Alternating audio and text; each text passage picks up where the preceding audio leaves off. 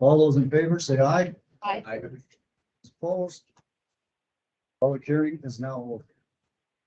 Does anyone have any comments on the budget maximum?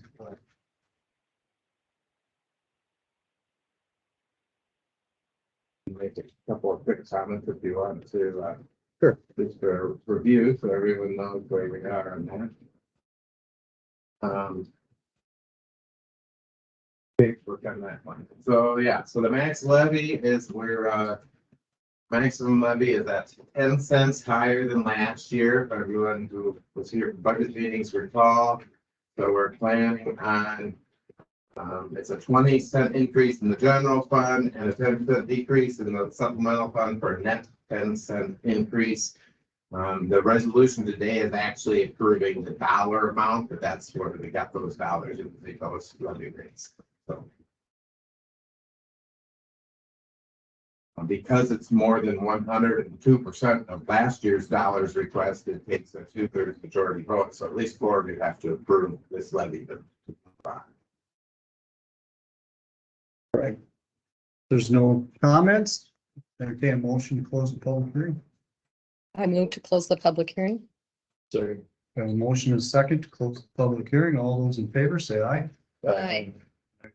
Opposed, same sign. So I have a resolution approving these levy rates, these dollar amounts. That'll be your first action. And then once that is completed, you can set the public hearing on the actual budget, which I've got penciled in as April 24th at 11 a.m. So it'll be at the end of your meeting on the 24th. Do you need a motion on the resolution? Yes, separate resolution. FY 24 budget maximum levy. We have a motion and a second to approve the back 24 budget maximum levy. It is a resolution. Shirley, Aye. Mark. Aye. Mark, Aye. Steve. Aye. I also. Motion carries unanimously. So then the setting the budget hearing time is also a resolution. I move to set the budget hearing for April 24th, 2023 At 11 o'clock. at 11 o'clock. We have a motion and a second to set the budget adoption for April 24th at 11 o'clock. It is a resolution. Shirley, Aye. Mark, Aye. Mark, Aye. Steve. Aye. And I also. That also passes unanimously.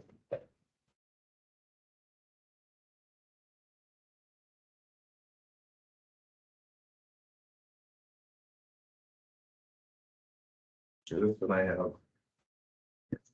In there.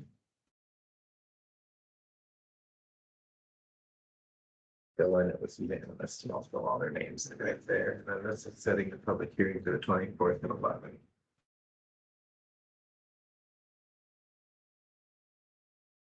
Thank you. We have a couple of minutes. I'll just let everyone know that Passport Saturday was a huge success. They had the largest number they've ever had with 55 people. Wow. It's very busy and they handled themselves very well. Excellent. Some time consent agenda. And the minutes of the last meeting. And liquor license for Barney's Bar and Grill. I think that's all I have.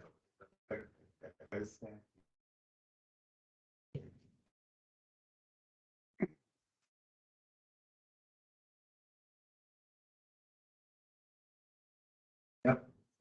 So I move to approve the consent agenda. Second. We have a motion and a second to approve the consent agenda. All those in favor, say aye.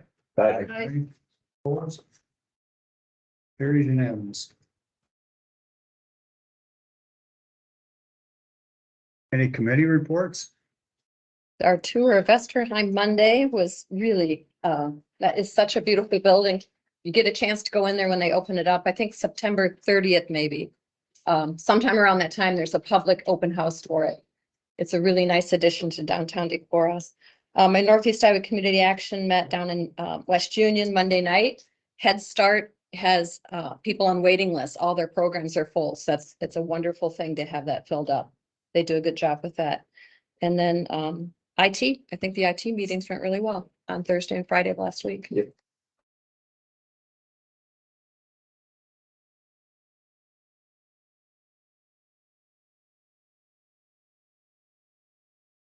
I think that was very interesting, as much as IT has done, to see that we're still not anywhere close to where we need to be. That team that they brought up from the state was phenomenal. I don't know how many counties they've worked with. Is it 30 or something so far in the Yeah, state? they were exceptional. Yeah. And dollar amount of suggested fixes Yeah, was close to $200,000, and that doesn't include any wiring of any of the buildings. So, Over time. yes. We don't have to bite it off in one chunk.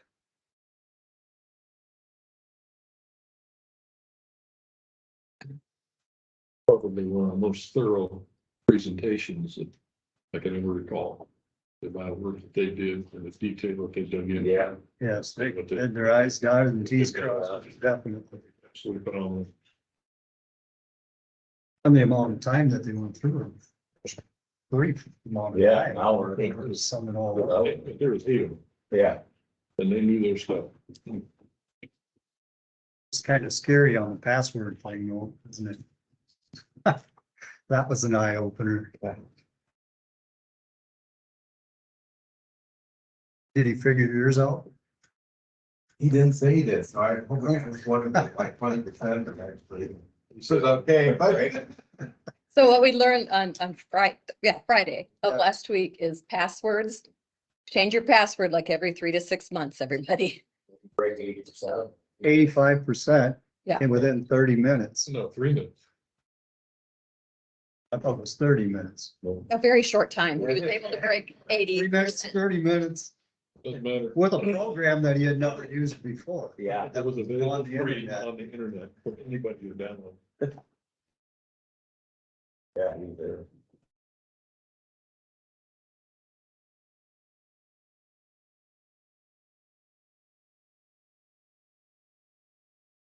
Heck, Lee, you might as well take your chair.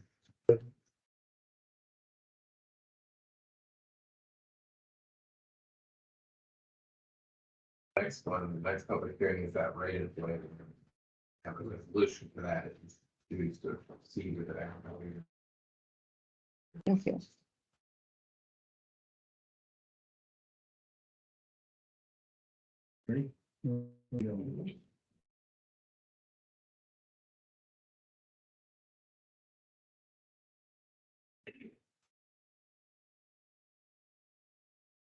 Here, the public hearings at 9:40 and the air 9:25. Takes longer than that, but just.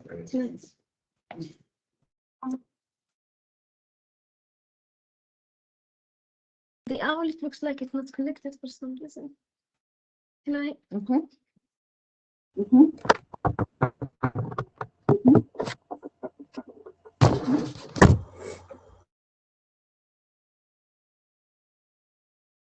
Newspapers.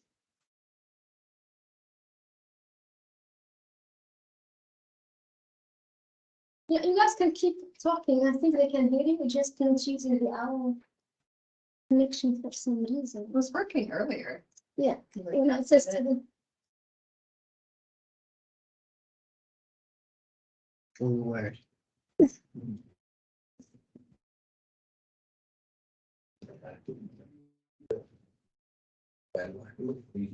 Blanking out there. And that. not says.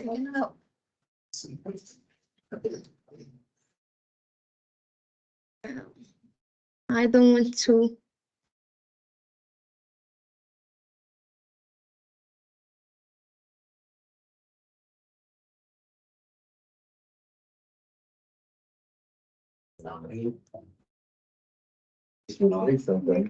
Oh, there you go. Back on. Meeting owl.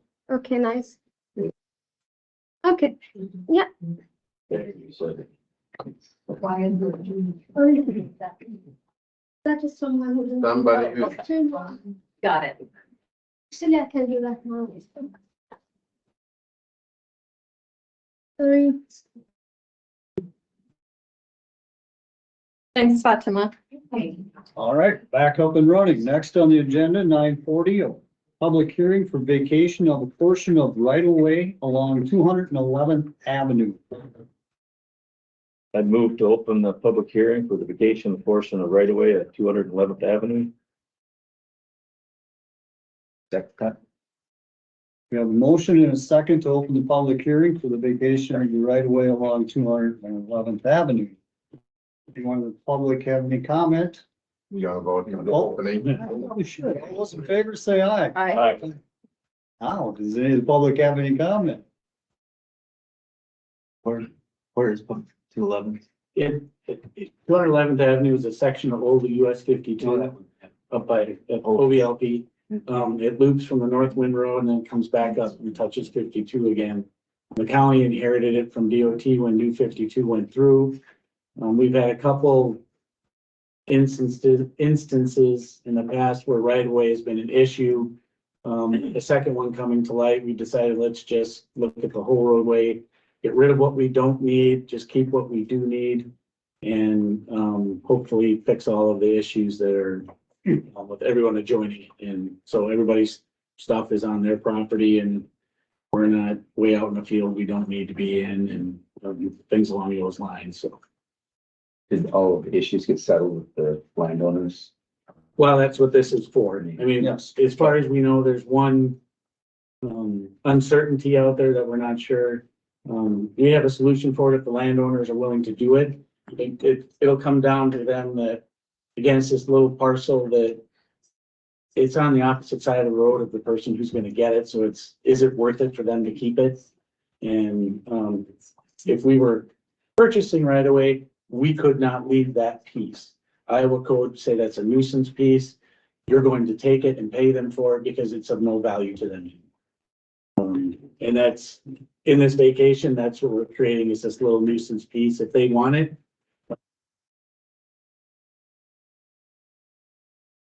fit, in our opinion, the person on the other side of the road better, and if they want to come up with agreement, we've done that before. We've drawn up the quick claim deeds and had the property transferred over, and then everybody was happy. So, and Andy is aware of that, because he'd have to draw up the quick claim deed.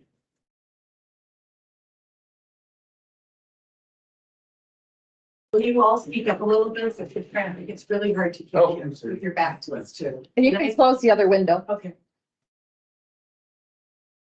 Is there any other public comments? If not, I'd entertain the motion to close the public hearing. I move to close the public hearing. Second. We have a motion and a second to close the public hearing. Any further discussion? If none, all those in favor say aye. Aye. Aye. Those opposed, motion carries unanimous.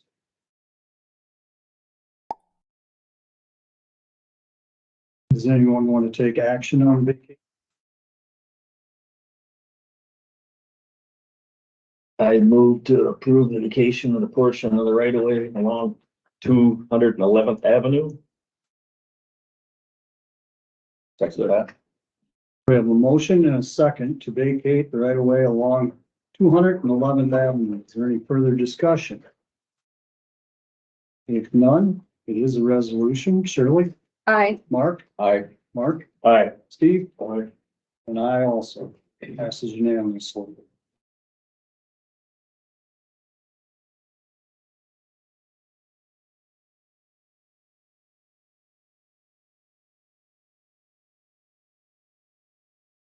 So we were gonna vacate, how much of it will we actually vacate out of that? Just out of curiosity.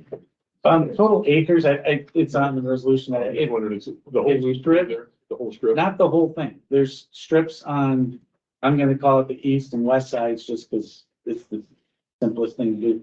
There's some along the east side that we'll get rid of, and there is some along the west side. It's not the entire stretch of road on both sides by any means. It's kind of in pieces. Like a half an acre to one landowner, half an acre to the other, a third of an acre to another.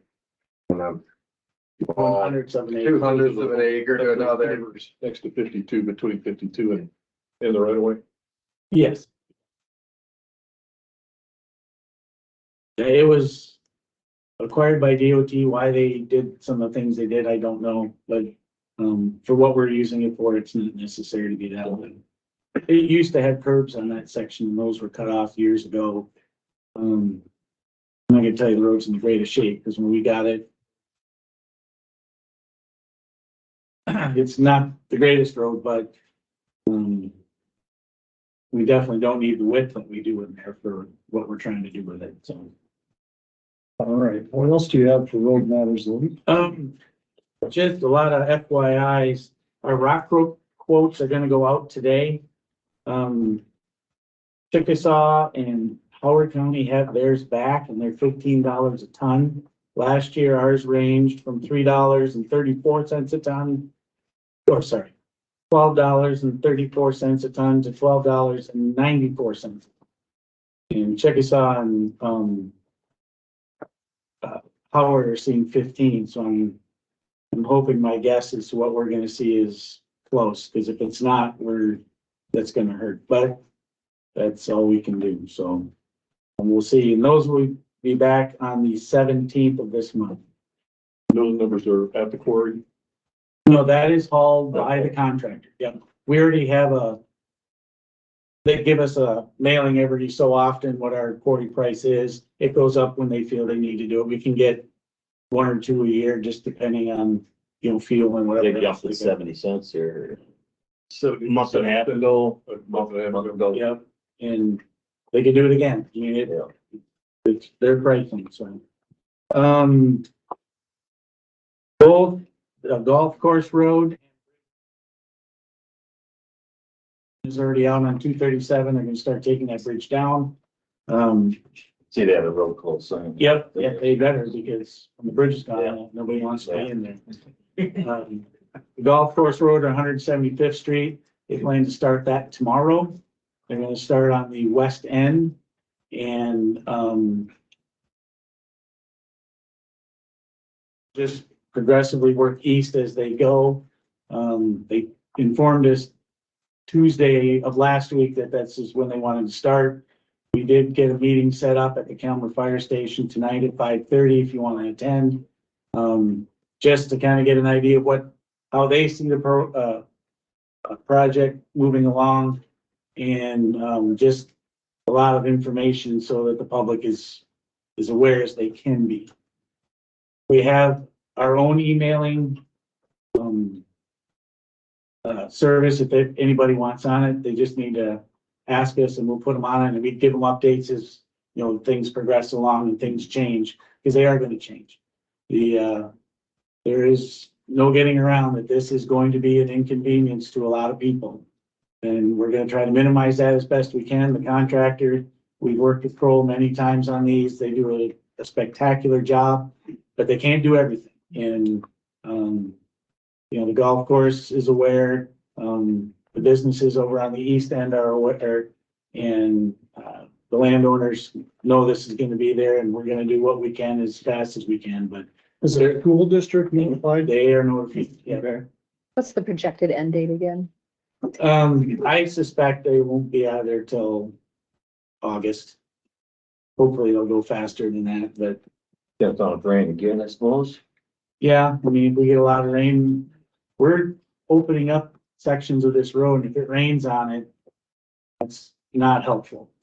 But, Not one of those sections that are the muddy sections to begin with. well, Yeah. that's the whole, there's a lot of clay in there, and clay holds water, and that's why our crops grow so well here, and that's why all the farmers want to tile everything, because the water doesn't want to get out on its own, so. But if you want to go tonight, it's at 5:30. Calmer Fire Station is where they held their council meetings, and so that's where it'll be. You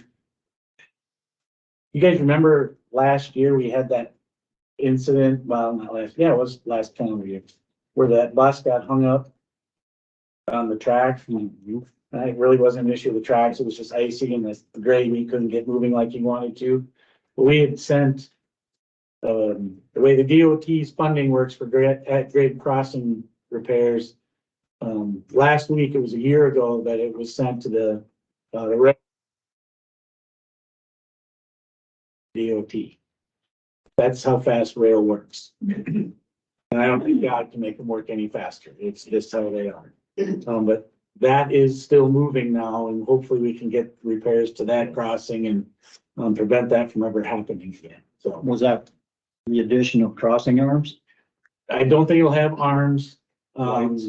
It would be the first gravel we have that has arms on it. No. It may go to lighted, but I don't believe they're gonna put arms on. The loop around in Castelia there, that's gravel, that has crossing. Was that one? I haven't seen them, but, Well, and then the crossing coming off, 52 to the middle Ocean Road, yep, that one that has is crossing arms, that's section of gravel technically. technically. But yeah, I mean, we're systematically trying to get through all of these crossings. It takes some time. We do have to pony up on it. But Is that their 10%? 10%. The DOT is trying to change that the rail pays 100%. That's not, in my opinion, that's not gonna help. They're just gonna prioritize the way they want. And that's willing to put money into it. That kind of makes it more enticing for everybody involved, but And just for the public's knowledge, a crossing like that with arms is about 400,000. yep.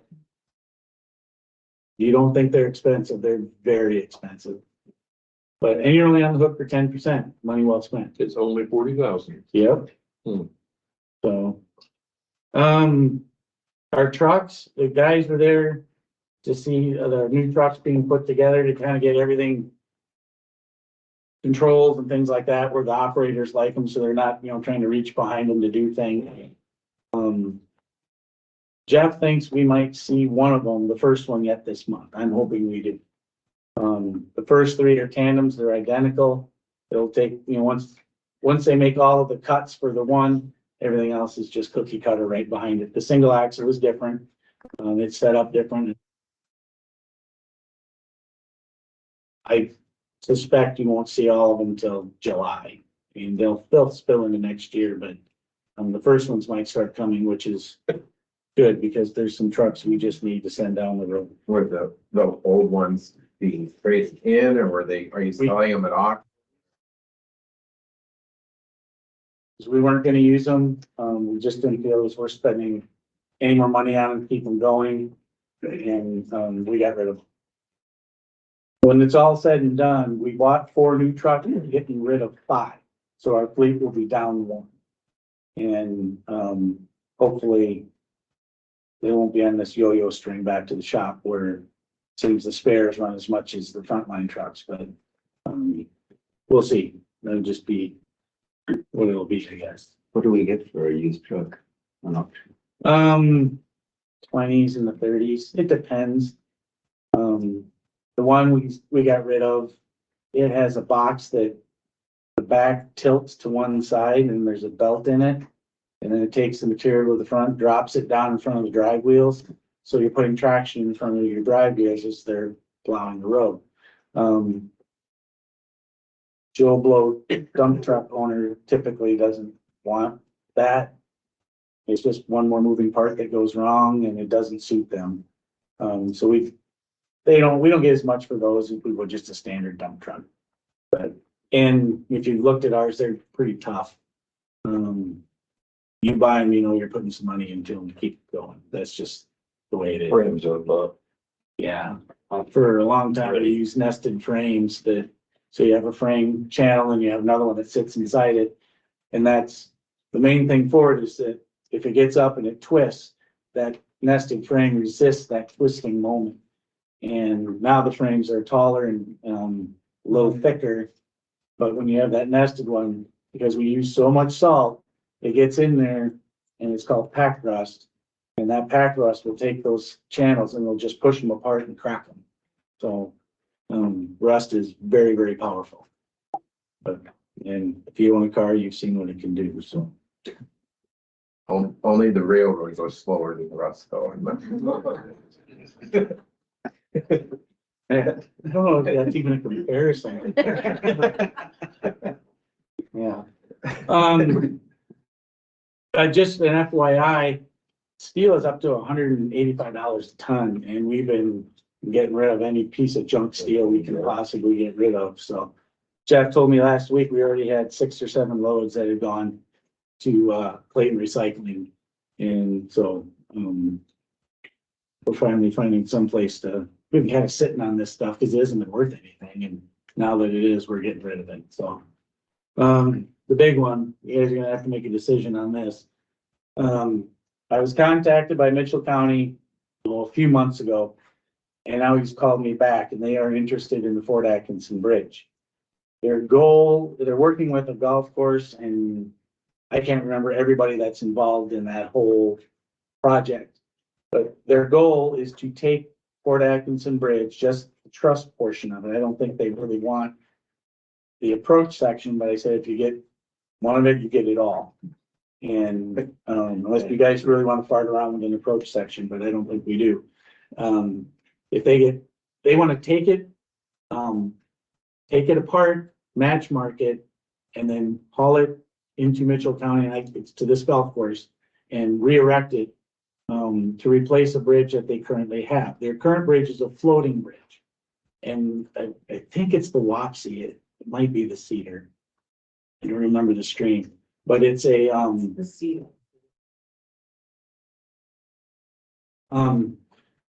that floating bridge is, the Cedar is a water trail, and so people are navigating it and they come into this floating bridge, and that's dangerous.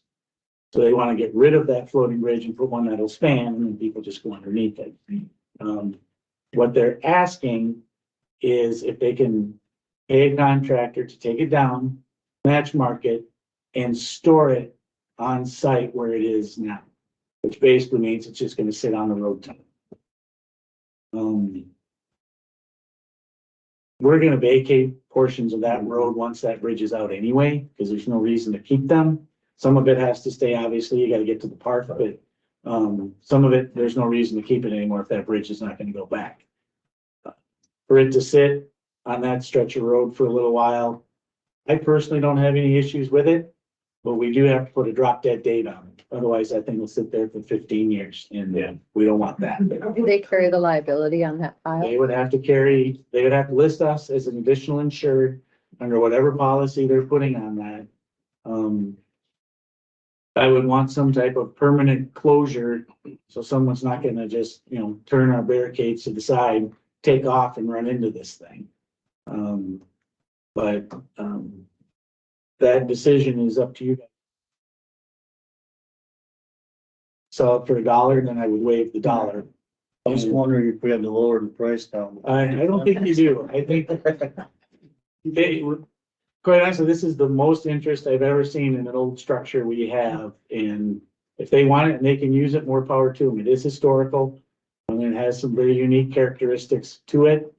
And if they want to re-erect it, that's fine. It will come off the National Register once it moves, because it no longer sits in its original place. And that's just one of the rules. But I think it wouldn't be our baby, and they're not asking for any dollars from us, just to have the structure and allow it to be stored one night period, which How long you think that would be, or? I don't know.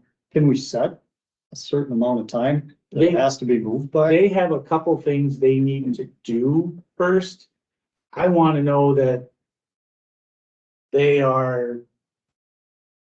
that this is really gonna happen.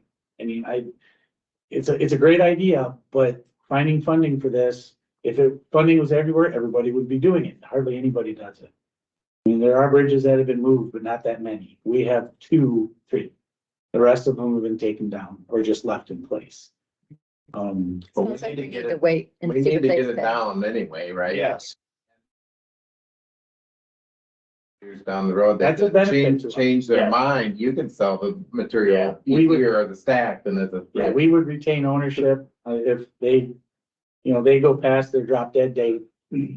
Now it's ours, and we can just haul it away and we can scrap it, and we'll get the scrap I for would it. say a 2 or 3 year, couple of years, you'd think. So is it gonna be stored on the fort side in the city limits piece? I would put it on the other side. That's what I thought, but Get because it away from otherwise, the park. we're by the park and we're. Little kids find a pile of anything, they're gonna climb it, Yeah, and that's just how they are. yeah, you put it on the east side. And that's- whatever. That's the stretch of road that we would vacate. Once you go past Marv's, and I think there's one other entrance in there. We don't need the rest of that road, so we can just close that off and, so we can leave it there. Yeah. And then and then we're out of the city's way. I just don't want to store it on that side. Can you bring back some of those answers from them and bring it up again next They're week? still working on that. They just want to know, could they store it? Do they have that option? Do they know they've got some time to try to, get after the funding? I know they want to go after the state's TAP funding, but last I knew that TAP funding was still on hold as to how that was going to be dispersed. That's part of that new federal bill, and even in our region, I know maybe they do have guidance now, but I haven't. We don't use it, so it's never really been something I've followed too quickly or too deeply, but I think it's our best option yeah, to we get the bridge down. And we have to really attempt to find a home. And this is, I mean, if this one goes through, that's the fourth person that's shown interest in it, and that didn't work. I think we're fine to scrap it at that point, because you can't keep them forever. It just can't do it, because if it stays, So it sounds like. it's ours, it's our Yeah. responsibility. It sounds like you have the board's support, and Okay. once you get some of the details worked out on the, And that's all I was really, yeah. just that you guys do support it. And there will be some contingencies they're gonna have to agree to, though.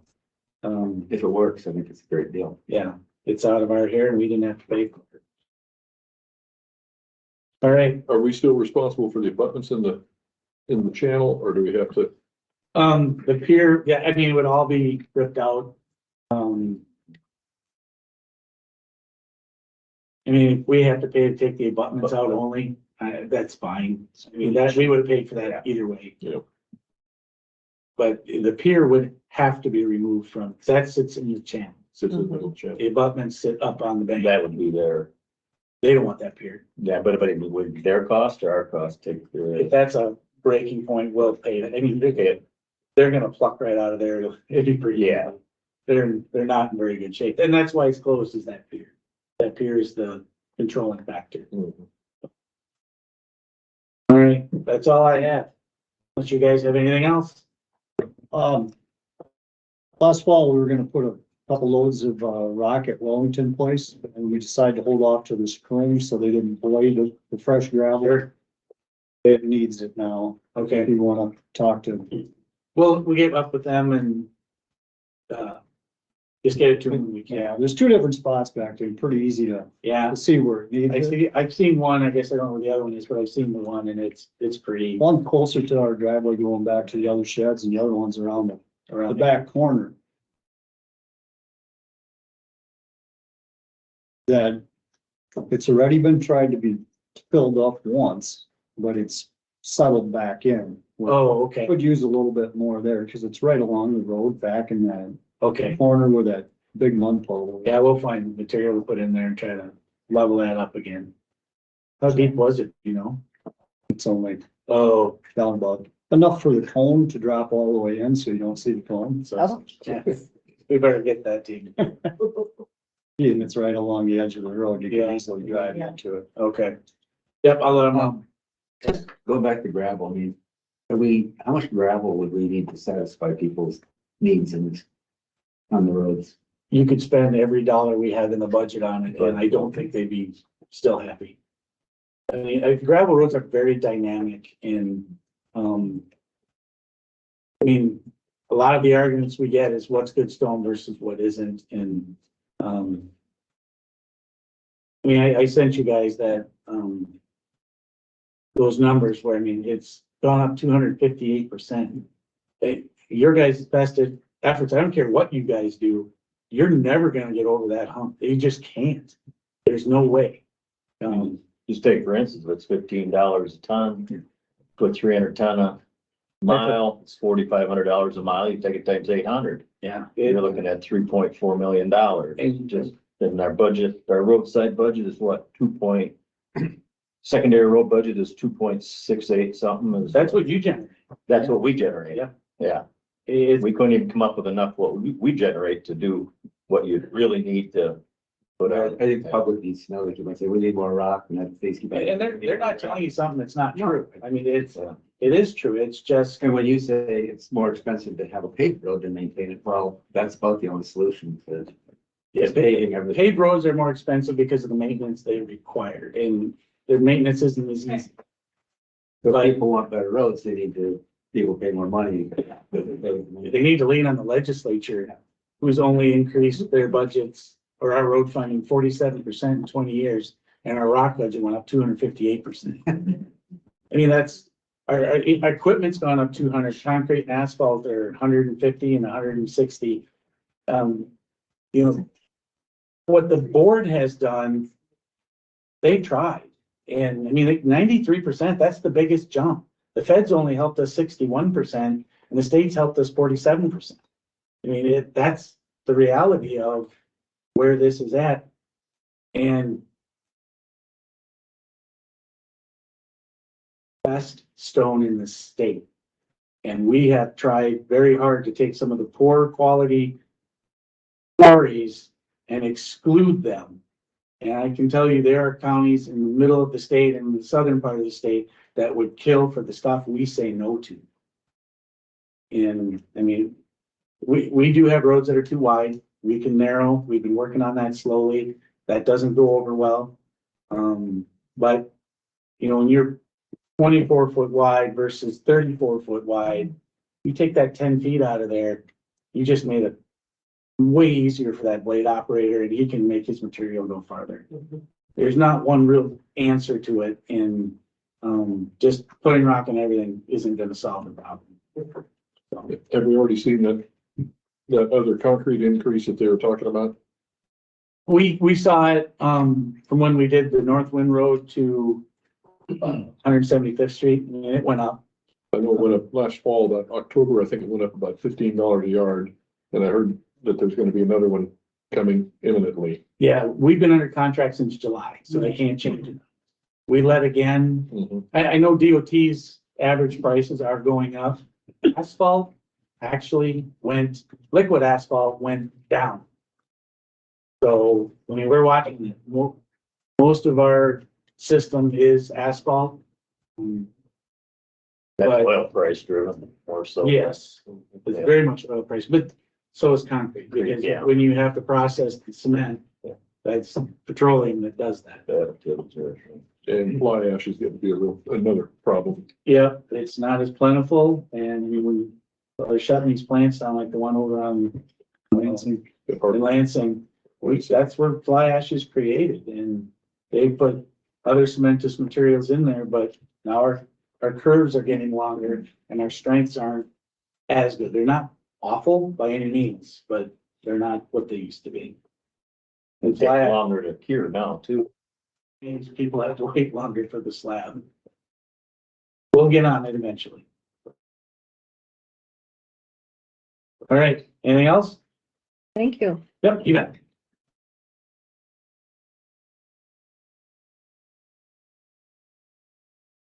Is anyone gonna attend that meeting tonight? I will. I think I might. Claire's passed out a few of his handouts here. He has some more he'll talk about, and I put copies on that table for people who want them. If you didn't, I only made like a dozen copies, so if you still want one after the meeting, talk to Claire or myself and I'll get it for you. Okay, remember the numbers that Lee just talked about as far as rock and stuff. Okay, just a second. Oh, sorry. Hang on a minute. Oh, And Claire, could you speak up, because we really can't hear your voice back here. Talking first about me.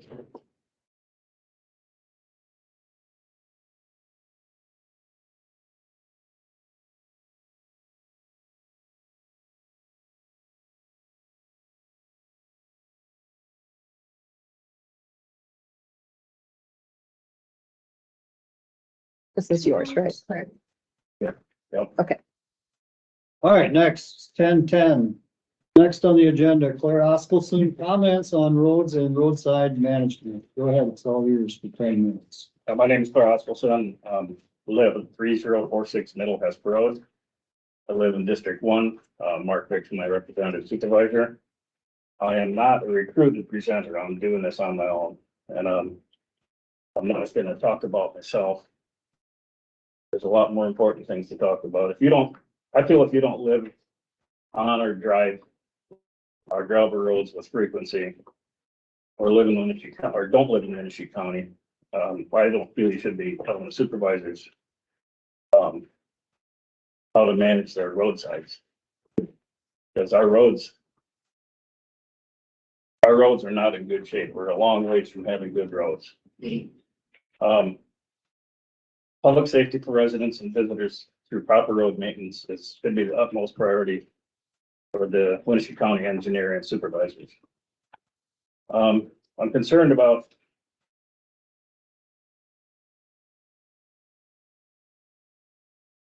the Winneshiek County residents who don't drive our gravel road. They want to tell our supervisors how to run their business. In the past 5 years, we have repeatedly stated that the way that the farm implements are heavier, the grain buggies coming out of the fields. Well, the grain buggies coming out of the field, it's illegal to drive down the road with a loaded grain buggy. So in most cases, they have to be empty when they're going down the road. The semis are heavier, but they have more axles under them. But that's not a real valid excuse for the condition of our roads.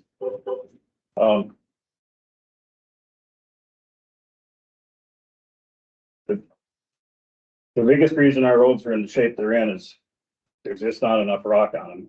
And it didn't just happen, it's happened over numerous years. And that's called maintenance. And like our blade operators get a lot of the blame for the conditions of our roads. They can't crown the roads because we don't have enough rock on them. So your centers end up low and the outside's high and the water pools in the road, which makes the road soft. And that's where your potholes come from. And them pictures there was on Canoe Valley. That's a washout that's been on that road for over a year. And so I don't know if that's roadside maintenance. Is there a culvert there? Yeah. But it's actually my son was coming down the road and the deputy saw it. You could see where his right front wheel barely touched that washout. Mm-hmm. Looking at the picture on the left-hand side, the washout is about a foot deep. To the right, it's about 4 feet deep. And it pulled him into the ditch and he hit that utility pole and broke it. And that was $2,000. And then the vehicle, which isn't worth a lot, but it was beyond repair. And I feel the county should be liable for that. So if that washout just happened a week ago or multiple washouts, very similar to that on the edge of the road. And when you're driving down the road, this is not visible. You can't see it until you get right on it. And to me, that's part of the maintenance plan. It should be. When was the accident, Cliff? February 17th at 8 o'clock in the morning.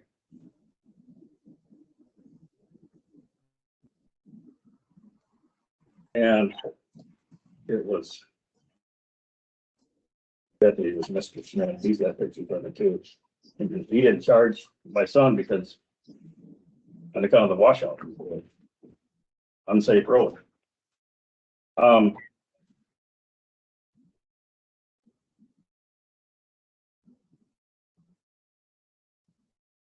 Has that washout been repaired? No, looks just like that today. Where's Canoe Valley? Which road is that? Comes off Locust Road where you cross Canoe Creek on Locust Road, hang a left. It'll take.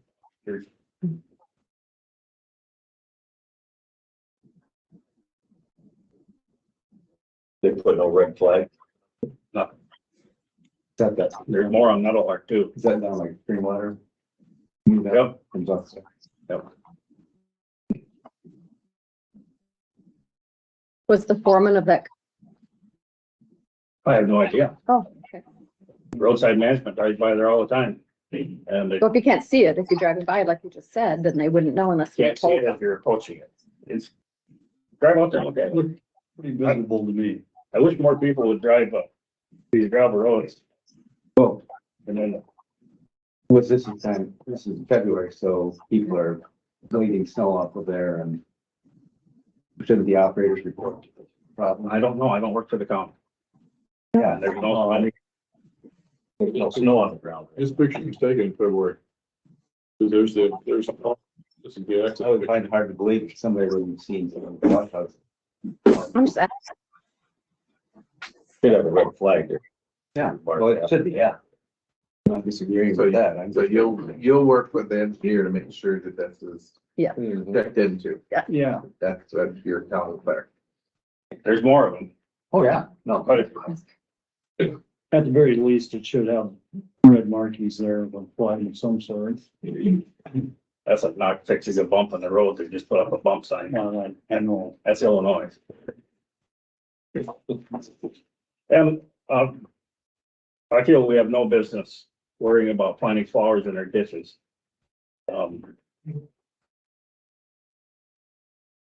We need to spend more money on, if we don't have roads, and we don't have good roads, what's the point in planting flowers in the ditch so they look pretty?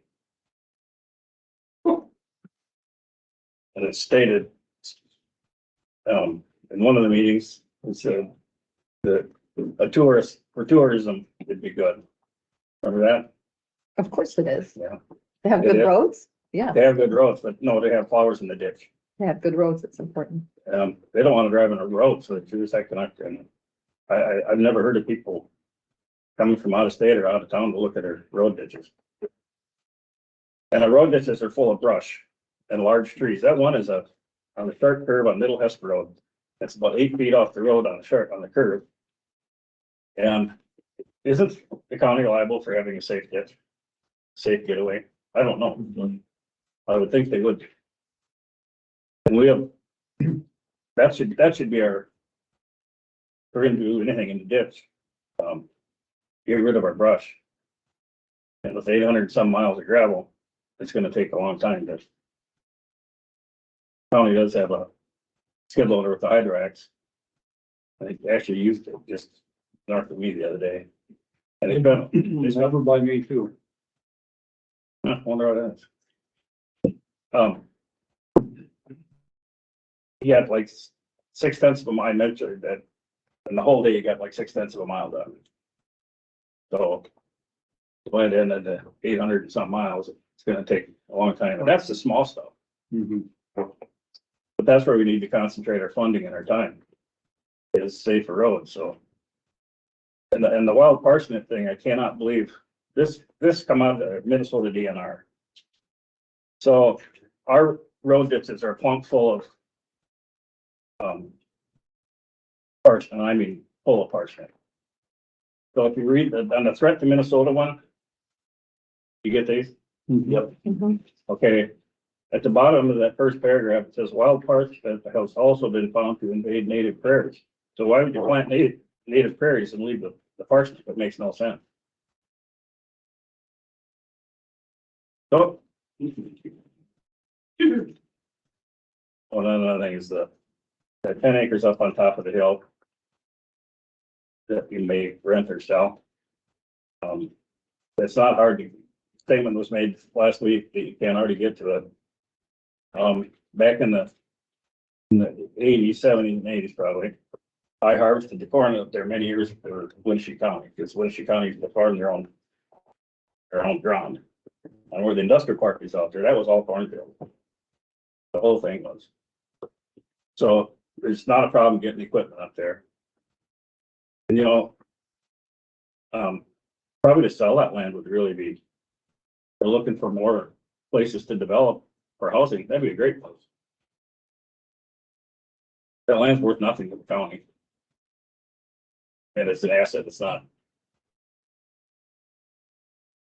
But my opinion is that we need to concentrate on our roads. Worry about the current roadside management program when our roads are 100%, and that's gonna take many years. Because we're so far behind on rock. I don't think you can ever catch up. No, there is no. But the problems, it's a huge problem that center of the road being the lowest part of the road is a huge problem. Yeah. And our bridge approaches, where you have your guardrail, when the blade comes by, where's your rock ends up out there. And so all the water sits in front of the bridge approach, and you have potholes this deep almost year round. And there is a remedy for that. Thank you, Claire. So anybody have any questions? I didn't think I paid any on it, so. It goes quick. You want to leave the part you read from, so any questions? Yeah. Yep. Thank you. Thank you, Claire. Thank you. Thank you. It's 10:20. Next up, Krista, Vanden, Brink. Proclamation of Public Health Week. I see you brought some help. I did bring some help. Yeah, Jamie Wagner over there, because we do want to do a picture. Yeah. She's one of our nurses, and then I don't know how many student nurses are over there now. Five of them now. All right. Lots of coffee. I made a little one for me. Oh. That was what you said, man. I know, I changed it to 20. Oh, All I did was do a date correction. So, I'm gonna leave all the whereases all out, but I'll go ahead and just read this for, the people that are, the audience members. So this is just a proclamation. So starting out with, whereas the week of April 3rd, 2023 is National Public Health Week, and the theme is centering and celebrating cultures and health. The goal of National Public Health Week in 2023 is to recognize the contributions of public health in improving the health of the people and achieving health equity. Many of the leading causes of death for individuals in the United States result from chronic conditions, which are among the most common, costly, and preventable of all health challenges. Violence is a leading cause of premature death, and it is estimated that more than 7 individuals per hour die a violent death in the United States. Over 47,500 lives were lost to suicide in 2019, and in May 2020, during the COVID-19 pandemic, emergency department visits for suspected suicide attempts began to increase among adolescents aged 12 to 17 years of age, especially among girls. An estimated 1 in 7 children in the United States experienced child abuse and neglect, with 1,840 children dying of abuse and neglect in 2019. Women die from pregnancy-related complications in the United States at a higher rate than in many other developed countries, and an estimated 60% of maternal deaths in the United States are preventable. There were an estimated 100,306 overdose deaths in the United States during the 12-month period ending in April 2021, the highest ever recording during a 12-month period. And this was an increase of 28.5% from the 78,206 deaths during the same period the year before. Studies show the small strategic investments in disease prevention can result in significant savings in healthcare costs. Vaccination is one of the most significant public health achievements in history and has resulted in substantial decreases in the number of cases, hospitalizations, and deaths, as well as healthcare costs associated with vaccine preventable diseases. Public health professionals collaborate with partners outside of the healthcare sector, including city planners, transportation officials, education officials, and private sector businesses, recognizing that other sectors can influence health outcomes. In communities across Iowa and the United States, individuals are changing the way they care for their health by avoiding tobacco use, eating healthier, increasing physical activity, and preventing unintentional injuries at home and in the workplace. Efforts to adequately support public health and the prevention of disease and injury can continue to transform a health system focused on treating illness into a health system focused on preventing disease and injury and promoting wellness. As of the date of this proclamation, COVID-19 is still walking along with us, and the global community is still responding to the pandemic, which requires support for a robust public health workforce. So now, therefore, we're asking Dan and the Board of Supervisors to proclaim the week of April 3rd through the 9th, 2023 as National Public Health Week in Winneshiek County, and call upon the people of Winneshiek County to observe this week by supporting the goals, recognizing the role of public health professionals, strengthening the public health system and workforce, and the role of public health in preventing and responding to infectious disease outbreaks, addressing social and other determinants of health, including health disparities that individuals experience, and improving the overall health of individuals and communities in Winneshiek County and in the United States in light of this year's theme, centering and celebrating cultures in health. Well done. I move to approve the April 3rd through the 9th proclamation for public health week. Second, go ahead. I'd second that. We have a motion and a second. Is there any further discussion? If none, all those in favor say aye. Aye. Thank you. You guys have been very supportive for us, and so we greatly appreciate it. Thank you. And all your young nurses in training.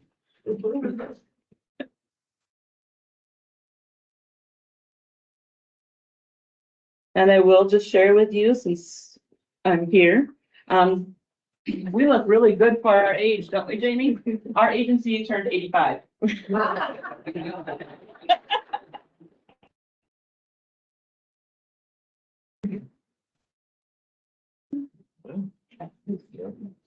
Think they want to do a picture here, so we can. We have our nursing students here, so we want to make sure we do a picture with our nursing students. They usually do it kind of right in that area. Close with line. Okay. Go ahead. There's pictures in Tracy. Right over there.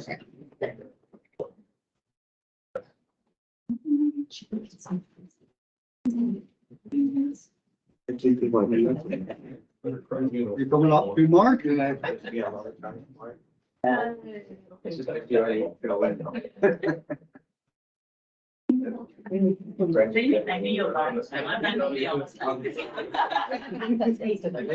Shirley in the front there. Can I speak? Yeah, there you go. Okay, I'm gonna get close. everybody make sure you can see. Take your hats off because your eyes get red on those. Up, down. All right, are we set? Okay, here we go. In 3, 2, 1. Yes. And one more, okay, in 3, 2, 1. Now get you there. And I'll go 1, 2, 3. Excellent. Thank you. Thank you. Okay, now here comes the hardest part. Yeah. You have to spell your name. That's really good. Yes. Yeah.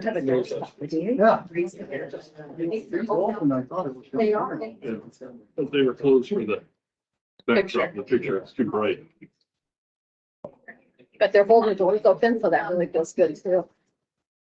Well, we can put the turn the air conditioner. Any keys? Yeah. Lots of money. I don't know how.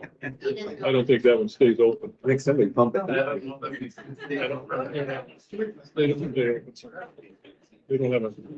have a hold of it. That garbage can on here. It works. You have 200 BTUs per hour per person, so it gets long quick. Five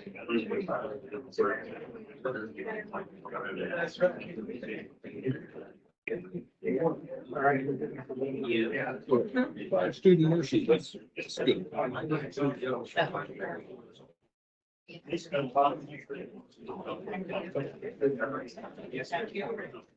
I just did it on here. Thank you.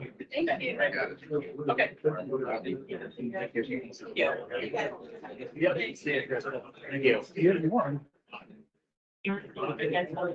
Yeah, okay. All that I thought.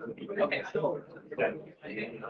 Jodi, do you want to try sharing your screen so we can make sure we can? Yeah. I think they. Can you see that, Ben? Yes, we can. Excellent. And we can hear you fine too, so good. Excellent. Thank you, Ben. And Ben, I can't, when I'm sharing my screen, I can't see you.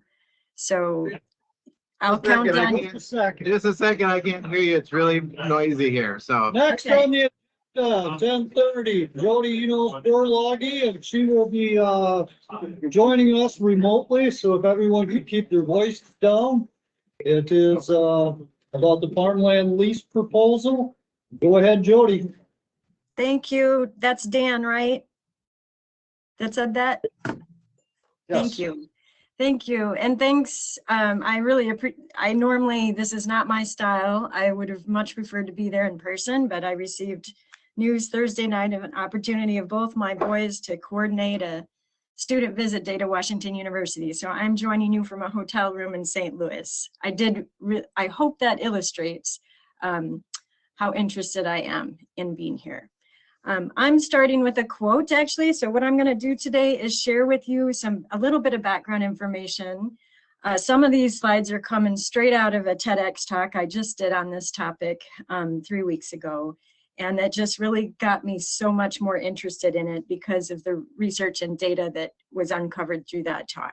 But this quote just came out of the Dubuque Telegraph-Herald yesterday, highlighting a quote from Hugh Hammond Bennett, who's considered the father of soil conservation and the first chief of the Soil Conservation Service, otherwise known as USDA NRCS. So I hope it can be appreciated whether you're talking about economic, social, cultural, public health, as we just heard, national defense, conservation of natural resources is an objective on which we should all agree. And I hope we can. I'm going to start by just sharing a couple slides about where I'm from, because you may or may not know this, but this is where I'm from. This is my mom just last month on her four-wheeler in front of her cows on this 350-acre farm that she has co-owned for 50 years. These cows that she's holding here are the ones that I grew up showing. And it's such an interesting timeline because right now my mom and I are going through the same learning process about consideration to put land in CRP. And I get a lot of my inspiration from her. This is me on our Winneshiek County farm in Madison Township and in various capacities. Since the parsnip just came up, it made me think of this entire ditch that goes all the way up and down in front of our place used to be full of wild parsnip. And my husband worked some with Corey Meyer and redid it into native grasses and prairie. And that is what's snuffed out the parsnip, which was invading our agricultural land here. So that's a potential thing that we have seen from roadside management. But the other thing I want to highlight here is that for 15 years, so I've owned this place for 20 years with my husband. For 15 years, I've also done water quality monitoring. I live in this watershed and I literally measure the quality of the water that runs off of our farm. And this is where it ends up. This is coming right into the campground. And this is just highlighting some of the work that I do with students. So I measure, water is a symptom. Water is a symptom of how healthy or not healthy the soil is. And I've been measuring it for a long time. And then this is also from my TEDx talk. I just want to highlight and spotlight how critical it is to have healthy soil and what that means. Healthy soil means it's alive. This community, collaborative community of microorganisms and other small insects and fungi achieve all of the functions that you see here. And they create structure that looks like this. So this is like a CT scan of a soil core, and all the blue spaces that you see are open channels that's enabled by the structure that's created by these organisms. So that allows water to penetrate and be absorbed and stored instead of running off and flooding, and also air to penetrate to feed to be the necessary component for the life in the plant roots. It's the biggest water purifier on Earth. It cycles and holds nutrients. It captures and stores carbon. It produces these microbes produce, this is lesser known fact, produce the vast majority of antibiotics that we use today. But if you remember nothing else from this slide, please remember this. The life below enables the life above. And so it is critically important that we recognize the life below and that we care for it. Our lives are dependent on how well we do that. Now I'm going to highlight, this is just a growing amount of cumulative data that is unquestionably showing this sort of alarm. This just came out in February. The Midwest is losing soil at 10 to 1,000 times faster than it is formed. And by the way, it's formed very slowly by the action of those microbes that you just saw. Most sites are around 100 times faster. And across the US Corn Belt, a third of the topsoil is already gone. So I want definitely to get your attention. This is a crisis. It is unquestionably a crisis. But don't take my word for it, you can see it. So this is a shot of northern Iowa where you can see the lobes here that have lost their topsoil. But that's not highly erodible ground like it is where we live. This is a picture that I took, and I've taken many of these pictures. This is not an uncommon site in Northeast Iowa and in Winneshiek County. This is not a stream. This is water after a substantial rain that's run off this cornfield and down here, and literally you can see it's coming at a force and movement that it is ripping soil right out from this farm field. Soil that it's needed to grow this corn, and if you don't have it there, you're going to have to add more fertilizer to get the same yield. And that means more input costs, which I believe have doubled since last year. And I don't think they go down much. So the other thing we need to remember is that these rains, there's clear unequivocal data that says they're coming harder, faster, and that these types of rains are coming more frequently. And that means that we have increased vulnerability, especially in Northeast Iowa with our highly erodible land. So now I'm going to jump to the focus, and that's this land. So I was out there last Sunday and took a lot of pictures.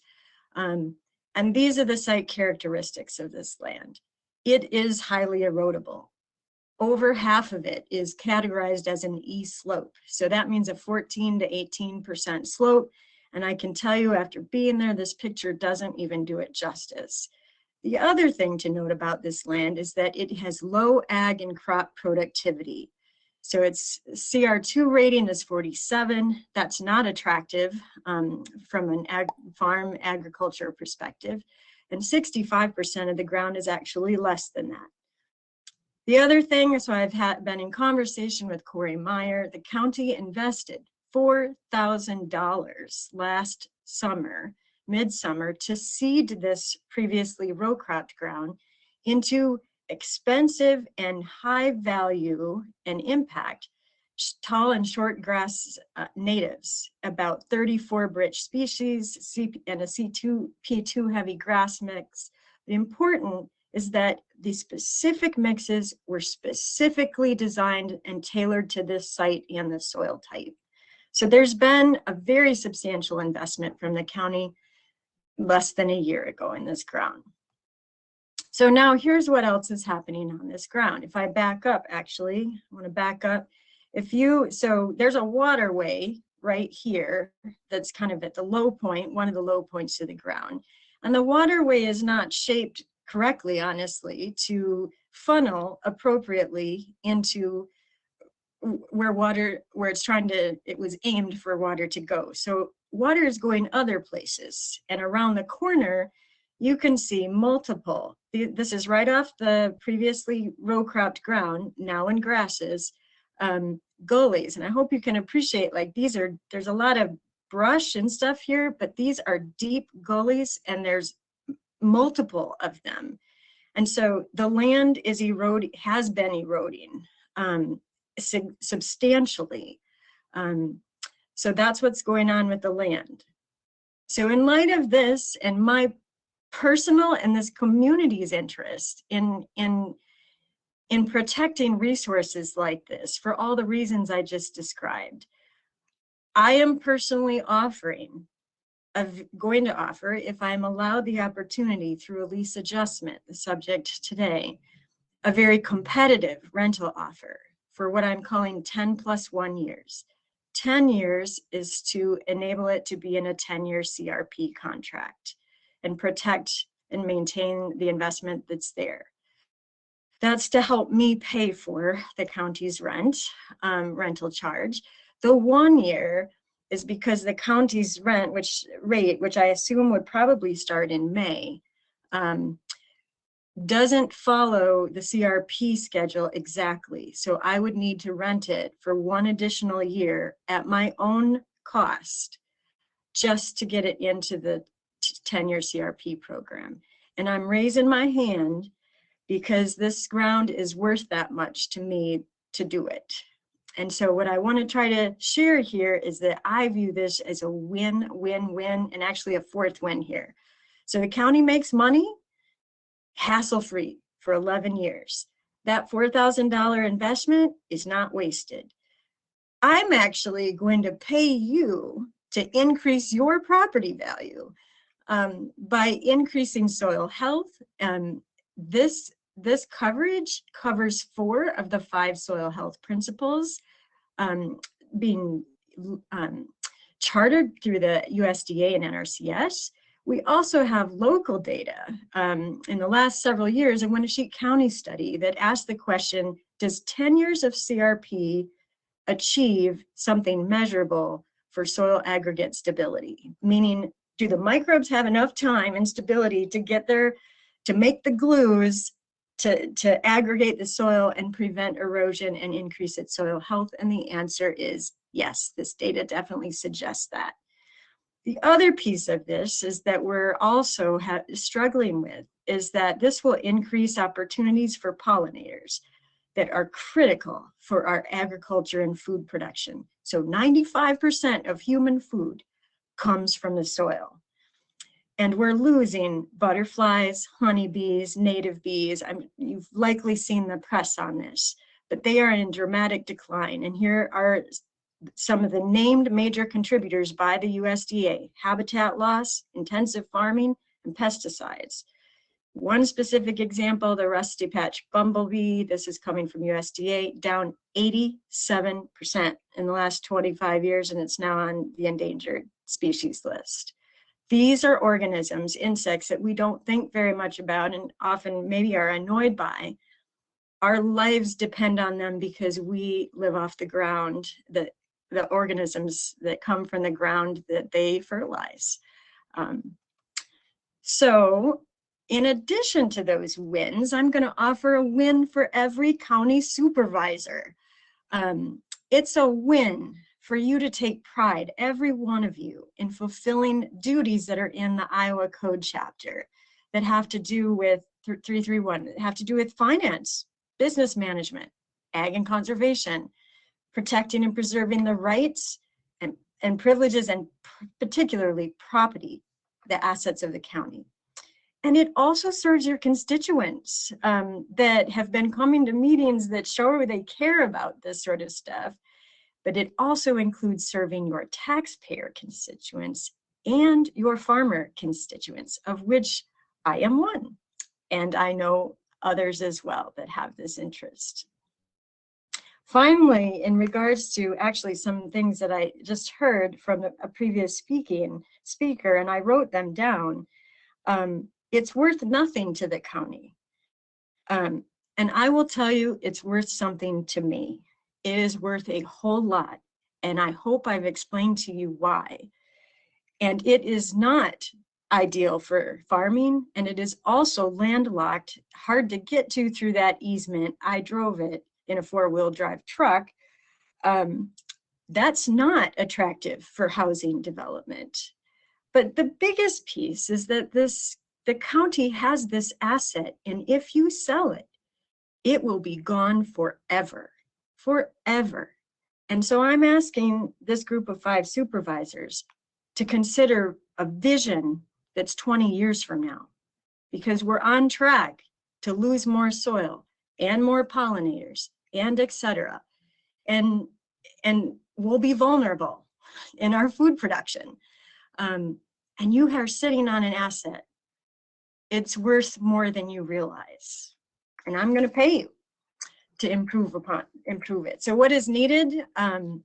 The supervisors all have this in detailed paperwork, and I think copies were provided at this meeting.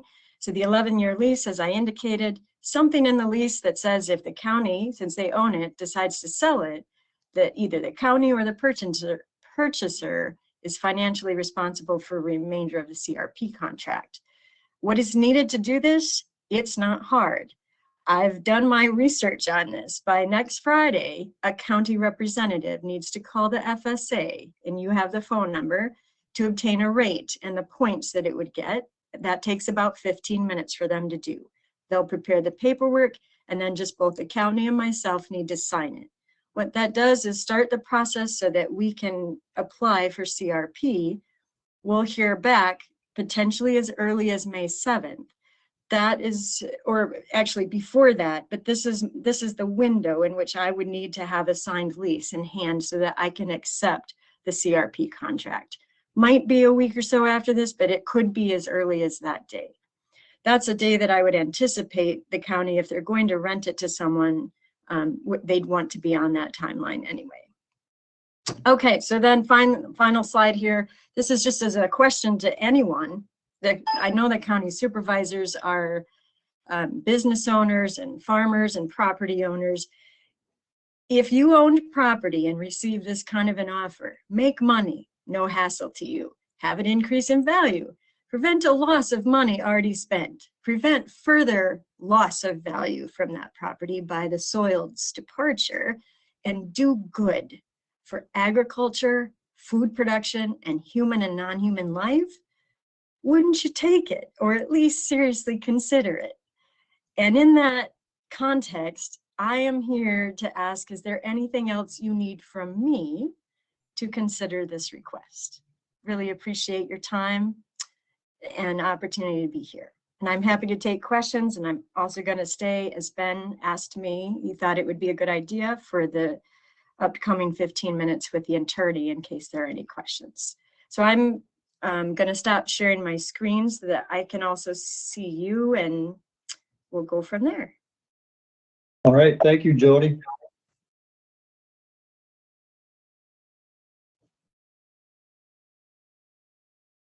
Next on the agenda, Andy Maaten, opioid settlement discussion.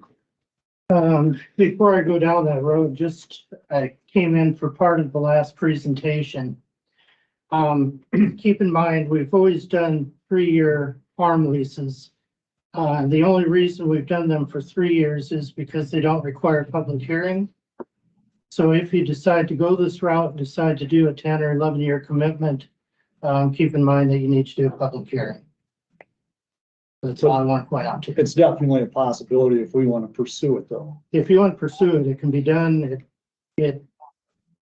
I'm not sure on the timeline that was laid out, how well that's going to fit with PRP sign up, but you could have the public hearing, I would think, as early as 3 weeks. So it's a possibility, yes. Sure makes sense. Opioids. Just one question on that. If she wanted to bid the, whatever the prior land was down at the, was bid at, can she have it today? Or do we still got to put? If you're going to do the lease for anything longer than 3 years, Yeah, we still got to put it. you need to put it up pretty good. What about the issue, the covenant, the restrictive covenant she's talking about, of making it fall over onto the next, if after the term of that lease, then the CRP provision must still be adhered to by any future owner. Is that, if I understood the presentation? If we sold it before the 10 years. Was it before the 10 years? Yeah. But After the 10 years, it's got to be if they don't have a program again, it's done. It preserves that prairie that we spent. Well, no, it has to be legal, Shirley. That's the issue. Of course it does. Well, Steve. if it is a Of course it covenant does. that extends on the property, that's the question. Right, but we know that it doesn't. My CRP is 10 years. my understanding of her comment was, if the property is sold during the term of the CRP program, that the there'd be an obligation set out in the contract for who Completing would that project. complete the payments, repayment, or it would continue in CRP. I didn't hear anything asking for a restrictive covenant that Well, that's what I extended wanna- beyond the contract. I want to make sure that that's not the case. So that have to be worded that, if it was sold, that whoever bought it gets the payment or whatever. And ends the obligation. Could, if this is getting to be a problem with timing, could we sign a lease with her and then amend that to a 10-year after a public hearing? Well, no, Yeah. She has to, it's gotta be signed by April 7th. They They- gotta know they won't to CPR unless they have a minimum of 10 10 years, yeah. And she's gotta know by Friday, April 7th is the last day to sign up. Can I mean- make us,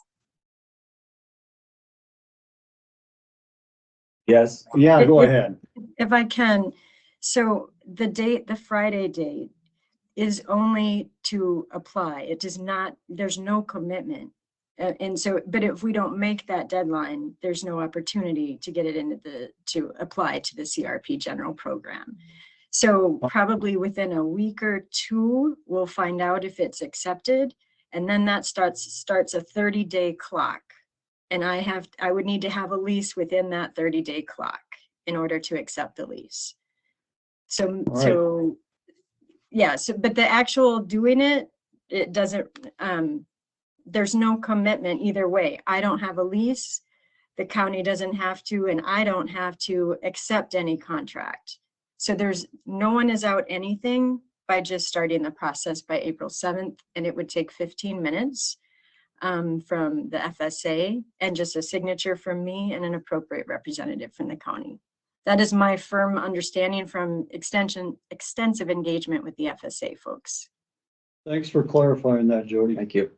So you would need to decide basically today, not having another meeting before the 7th, if you want to do that application to make this possible. Yes. And then next week, presumably you could have passed paperwork to set a public hearing for May 8th and have competitive lease offers due and so on and so forth. Okay, we'll discuss that one under the miscellaneous later.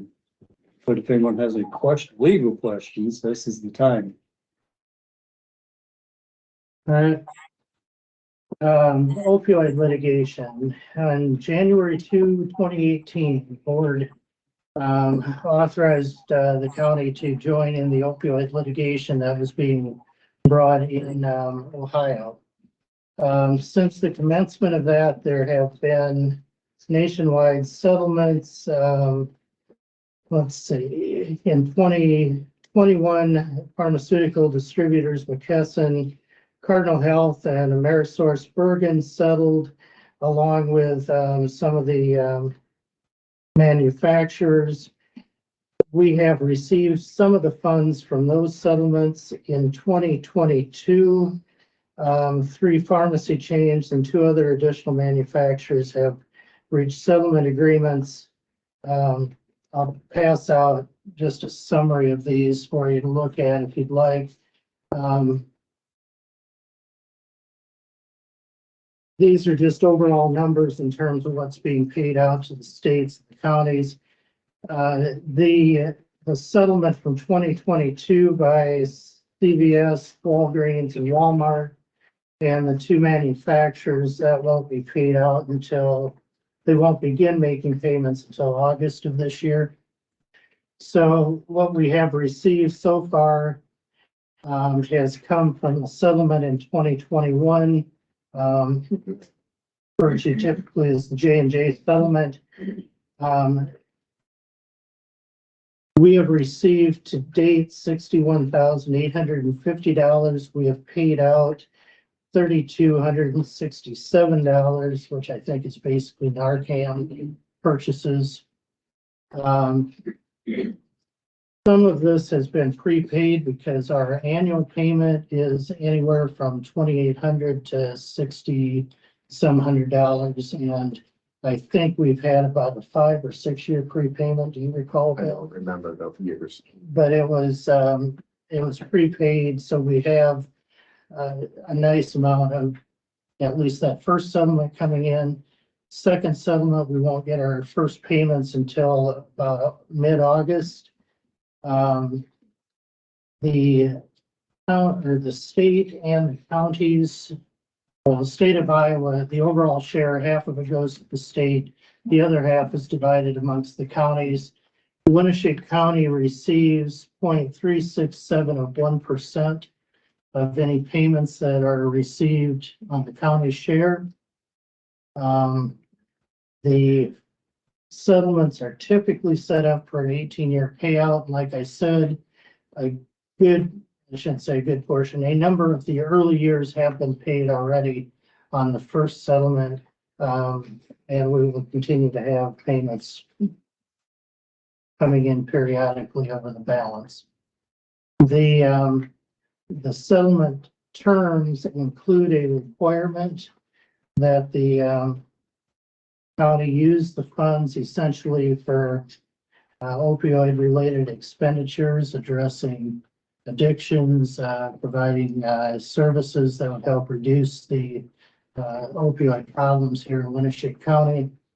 There is an exhibit that is pretty consistent from one settlement agreement to the next, which outlines the list of remediation uses that the money can be used for. Admittedly, our first year, we only used about $3,200 for Narcan. And part of that was, I think, the thinking was that a larger pool of funds would make for a more attractive program or programming opportunity. So my suggestion would be, and I will send this list of remediation opportunities or ideas to the 5 of you. And my suggestion is that you begin considering putting out some type of a proposal for a grant that would fit the requirements of the settlement agreement and would have a fixed dollar amount based on what we have coming in for this year. And it might just be a 1-year grant at this point that could be renewable. But at this stage, I think the funding is sufficient that we should move forward with decisions on how the funds are going to be spent.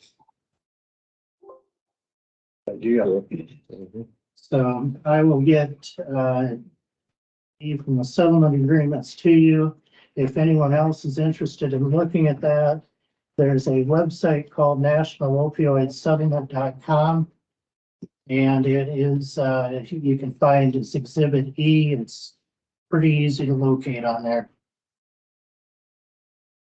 National Opioid Settlement.com.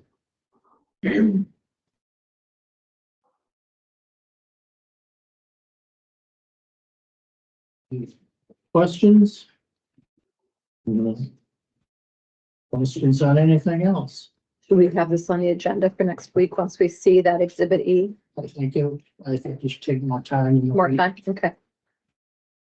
One, we don't know at this point what the payment schedule is going to be like in August. I really think until you get that, and you know what package can be from here, might be a little premature to look Makes at. sense, yeah. Jumping into it. Yep. We'll revisit this after we receive that in August. Is your advice? I think before August, we know what these wants are. And you can start planning for that. It's probably the distribution time. But I think till we know what that is, if it's gonna be another $1,000, you know, if it's gonna be another 10,000, it makes a difference, I think, for how you, or, you know, how you receive or who potential applicants are for using those funds. Okay. So would it be appropriate for perhaps public health to be looking for any grant opportunities that may exist that we could use this as seed money towards a grant? Or some kind of. You can visit with Krista about that or Board of Health. I don't know how set up they are to actually meet the requirements that the settlement agreement calls for. You know, the service that they provide is great, it just, you know, it isn't specific to opioid addiction. We're I probably think you looking, may see that from other service providers in the county who can supplement or can create a more specific program geared for them. Helping Services does a lot of our current substance abuse programs and as far as public programs, and then we do have obviously providers for people who need care too. Does anybody have anything else for Andy? No. Thank you. Thank you, sir.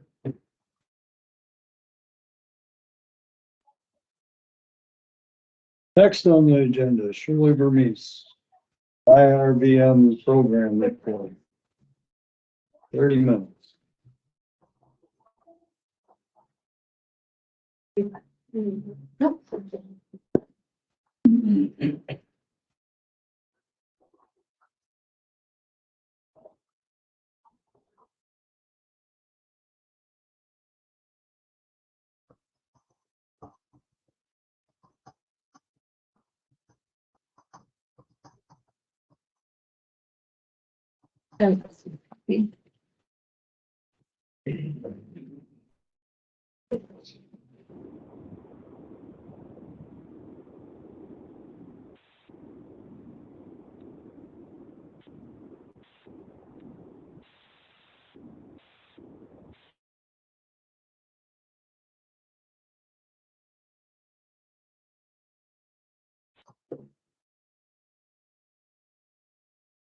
can you guys all hear me okay? He's on my back. Okay, so just following up what Jodi mentioned in soils health and erosion control. And also Claire Askelson pointed out the importance of our infrastructure and protecting that. So keep those both in mind as I read my presentation. So thank you to my fellow supervisors for the agenda time today. Thank you to all of you here in the annex and those joining us online. This presentation may take the entire 30 minutes, so please be patient with me. Government, county government, is for and by the people. As an elected official, I feel obligated in my duty as a county supervisor to present this report to the community and to my fellow supervisors. To summarize the facts, the roadside vegetation management program. First, I'll present my report, including excerpts from letters we received from various engineers and other roadside managers. Second, I'll go over the numbers of the roadside program. And finally, I'll present important questions and considerations that this board needs to discuss as we move forward in the process and have those discussions in open meetings with all of you. It's my hope that after I have presented this report, we can agree to lead with facts, with research, with education, with community support, and to lead with professionalism and integrity as a team. When presented with the facts, it's okay to change our minds. We should summon the courage to have critical conversations and the courage to admit when we're wrong. That's part of good leadership, and I believe we can achieve that together. Now, my report. As supervisors, our job is to find ways to create savings of taxpayer dollars while still providing those safe roads and bridges, creating healthy economic development, protecting ag land, soils and water, and supporting a quality of life and providing safety for our citizens and our county employees. That's Iowa Code Chapter 331.301 and 331.362. When it comes to the question of whether or not to continue the Winneshiek County Iowa Roadside Vegetation Management Program, facts matter. Data and research matters. Return on investment matters, and fiscal responsibility matters. As Lee Bierke, Winneshiek County engineer, puts it, management of the 11,000 acres of right-of-way in this county cannot be done with the endless cycle of rinse, lather, and repeat mowing and spraying as it was before the roadside program. In other words, management of those 11,000 acres cannot be done efficiently or effectively with the old way of mowing everything over and over again and spraying indiscriminately, killing more than we should, and creating more erosion issues. Over a 16-year period, Lee Bierke studied other counties' roadside programs. He crunched the numbers. He interviewed experts in soil and vegetation management, working closely with the Board of Supervisors at that time. Together, they established by official county ordinance in 2017, the Winneshiek County Vegetation Management Program, and hired full-time roadside manager Corey. They knew there'd be upfront costs and that it would take a few years to establish the program and begin seeing the efficiencies and the savings. The roadside program was just beginning to show those savings and begin to take root. No pun intended there. They saw the roadside program as an investment in long-term integrity of the county's infrastructure, roads and bridges. They understood it would produce long-term savings for this county.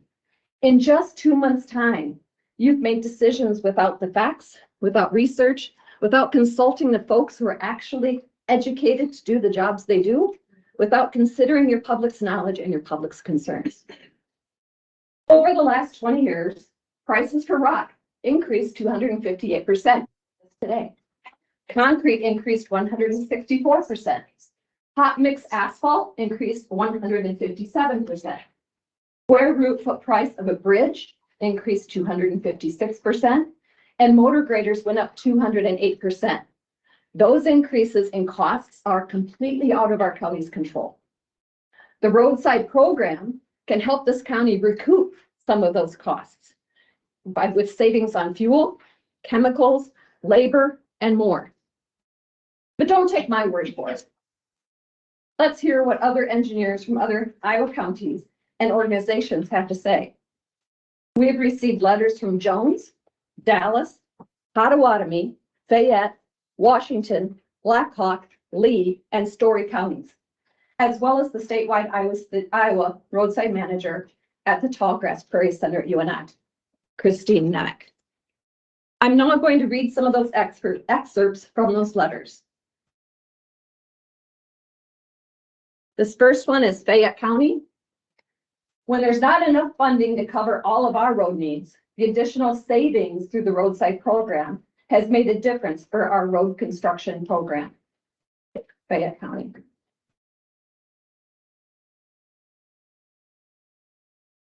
Required erosion control for construction contracts were done better and at a much lower cost by the roadside program than within the let construction contracts, which equates to hundreds of thousands of dollars in savings over just the last 8 years. Fayette County, Joel Vance.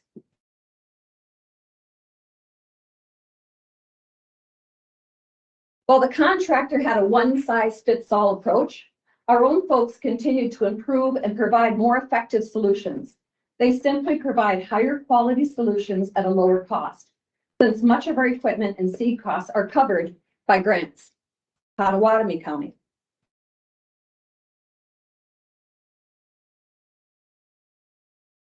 Pottawatomie County is pragmatic and fiscally conservative. The reality is the program supports the DNR compliance of the roads department, covered by grants. Again, Pottawatomie County. I would ask that everyone please sit down so the people behind them can see. You can just stand along the wall. Great. Spot spraying with low volume foliar herbicides treatments have been shown to be one of the most cost-effective methods of control. Dallas County. If you don't sit in your chairs, you can leave. Excuse me? Is there a law not to stand in this room? Filmers stand, people stand all they're against the wall back here. With the roadside program, seed can be acquired at no cost through grants. We receive on average 30 acres or $12,000 worth of free native seed each year. Dallas County. Thank you. Jones County, showed significant savings from contract spraying costing $73,000 to $102,000 before their roadside program and covering about 460 miles per year, to current rates with a roadside program of $10,000 to $25,000 per year to cover 700 to 800 miles. And that's the blue graph over here on the chart. So Jones County over time with a roadside manager reduced their spraying costs significantly and about double the amount of miles they covered for that same cost.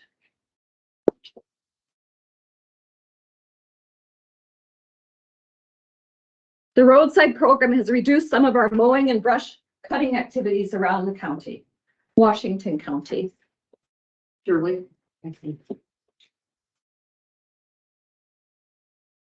The roadside program has allowed us to apply for grants to purchase $177,000 worth of equipment, $60,000 worth of seed.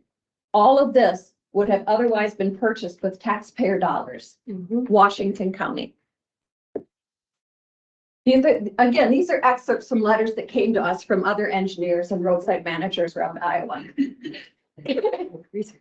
While it's hard to quantify the dollars saved with our roadside program, beyond noting the grants we've received because of the program, we are tasked with maintaining county roadsides to keep our roads safe. The roadside program has helped us accomplish that by providing the staffing resources, which frees up money to be used for rock and other road improvements, Washington County. Like just rehearsing the past, but something that does tell a story, and that's one of the things that we don't look for when in fact this indictment is unsealed. Now, the timing of when this gets unsealed is something we are digging at a lot. Please turn your mics off. Our county's roadside program costs are generally $50 cheaper per center line mile than a contractor for various spraying operations. Story County. We've planted over 1,500 acres of roadside, annually about 35 acres. When compared to the Iowa DOT contractor rate averages for fiscal year 23, our staff provided $1,000 per acre in savings in equipment and labor costs. Story County. We've received $337,500 worth of native seed mix from grants with the roadside program. Without the grants, that would have been paid with taxpayer dollars because the work still had to be done and they'd have to had pay contractors to do the work.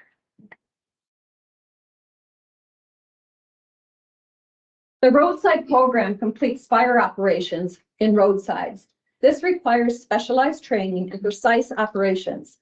Contractor fire rates vary, but with an average cost of $50 per acre, our roadside program has provided $27,000 in savings through its prescribed fire program, Story County.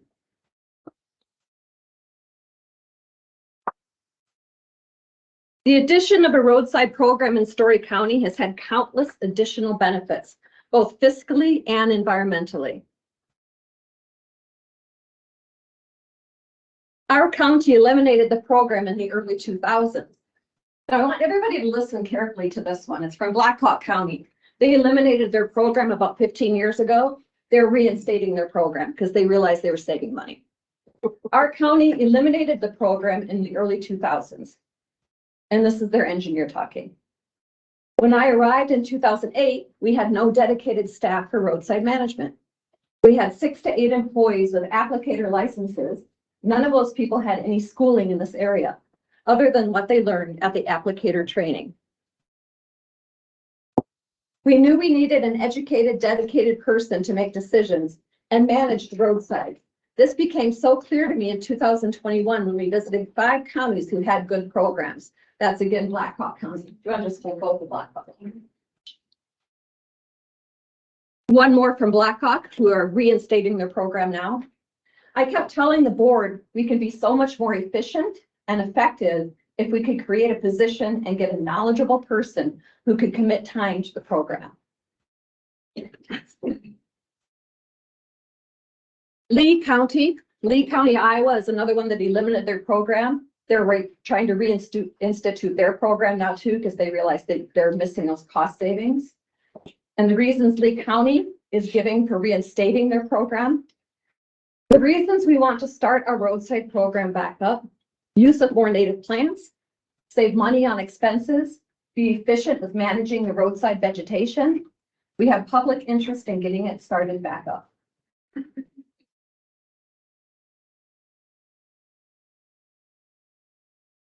The roadside program is an integral part of the road system that Iowa County is responsible for. The type of vegetation in the right-of-way matters because it directly affects not only public safety, but the condition and longevity of road pavement and bridges. And Claire, again, I want to thank you for what you said earlier about the need for the safety of our infrastructure and the repair for it. Our roadside program helps our infrastructure and our road bridge abutments. The roadside vegetation that reduces erosion, such as native prairie, improves the stability of adjacent roads and bridges, saving money over time.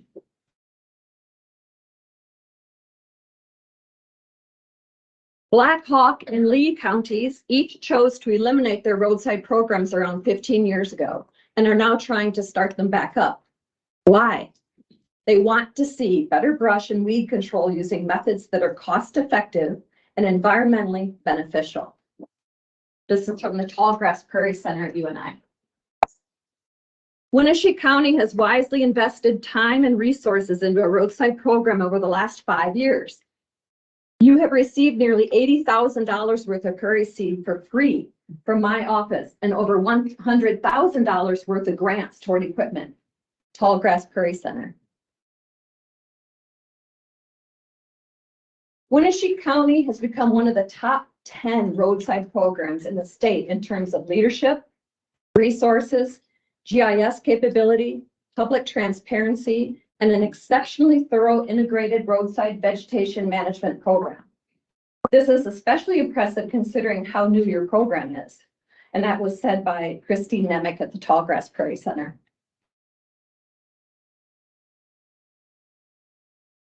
Your county is poised to reap even more benefits and cost savings from the IRVM program, roadside program, in the coming years, just like other counties have. Tallgrass Prairie Center.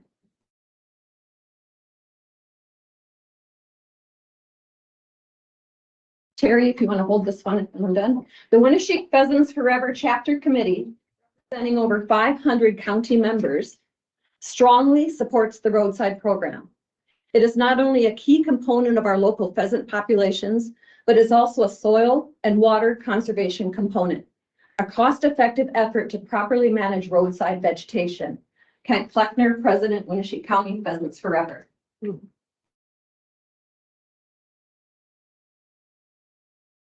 The next few are from Corey Meyer and Lee Bierke right here in our own county. These seed plantings in the county would be a natural resource that would save the county thousands of dollars over time. These planted seed sites in the county are essentially a bank for the county going forward if our seed from the Iowa DOT would no longer be available. This large nursery would be able to produce thousands of dollars of seed annually. Corey Meyer.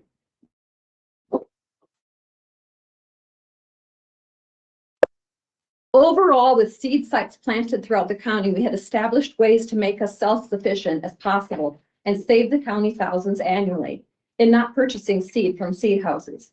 This was a win-win for county budgets and the environment. The 10-acre plot, thank you. The 10-acre plot of county land near East Ridge Road was seeded down with roughly $4,000 worth of seed. I had 2,000 here. Jodi did her homework, it's 4,000. We'd recoup easily several $1,000s every year it's harvested. Honestly, we could harvest seed annually off of it for 10 years, even after it's in CRP for 10 years with Jodi. And then we'd have to renovate it again. Corey Meyer. This is Lee Bierke. Prior to 2017, when we started the roadside program, no one on the crew had a background in roadside management. Employees would simply drive down the road with a one-size-fits-all chemical mixture and spray everything in the ditch or where the wind might blow it. Lee Bierke. Prior to 2017, I saw our roadside work as an exercise of massive amounts of mowing and spraying indiscriminately with only spotty places of improvement. Management of the 11,000 acres in this county cannot be done with the endless cycle of mowing and spraying. Lee Bierke. Goals of the roadside program include ensure the county is compliant with laws and regulations. We still have to do most of this work. Erosion control, wetland mitigation, other environmental requirements, and reduce the costs to the county, Lee Bierke.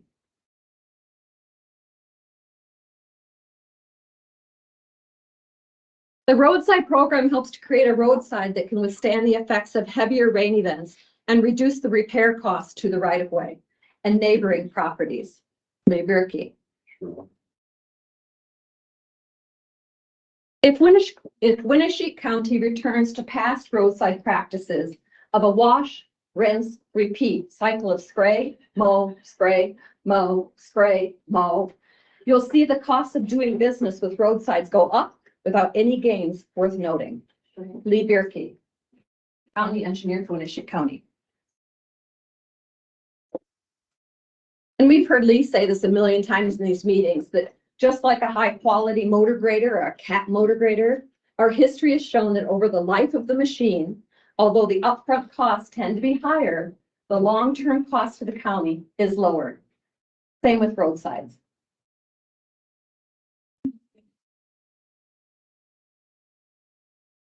My fellow supervisors, consider the evidence presented to us thus far by professionals who know this program and who have done many years of research to test this program.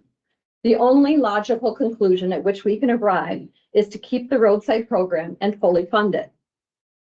Only when a county has a roadside program in place can they apply for the various grants for the supplies, seeds, and equipment needed to do the work mandated by Iowa Code, mandated by the Iowa DOT, and required by federal contracts for roads and bridges.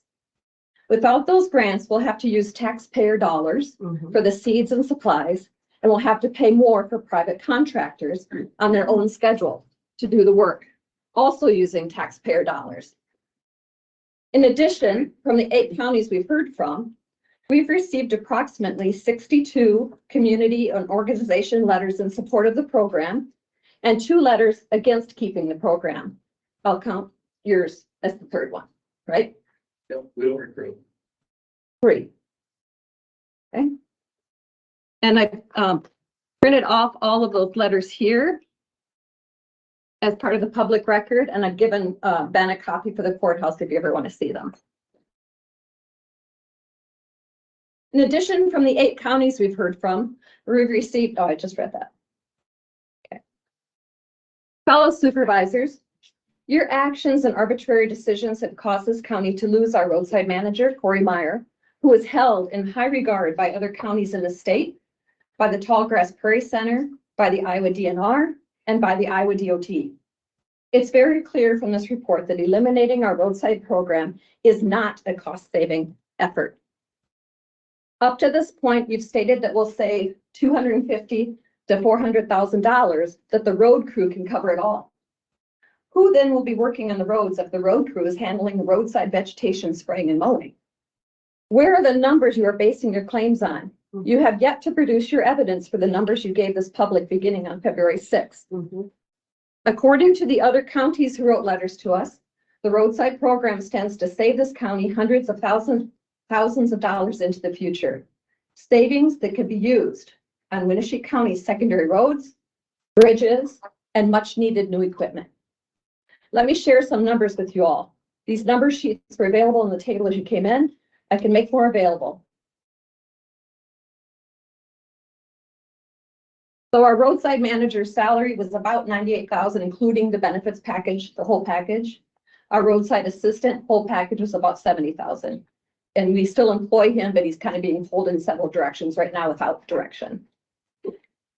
So the fuels for mowing and spraying with a roadside manager, they do spot spraying and mowing along the edges of our right-of-ways. It's much less mowing and spraying. If we go without a roadside program, we'll do massive spraying and mowing, which is cost more in fuel and more in chemicals. Not to mention the overspray. When we do that to somebody's private property, will cost us money too.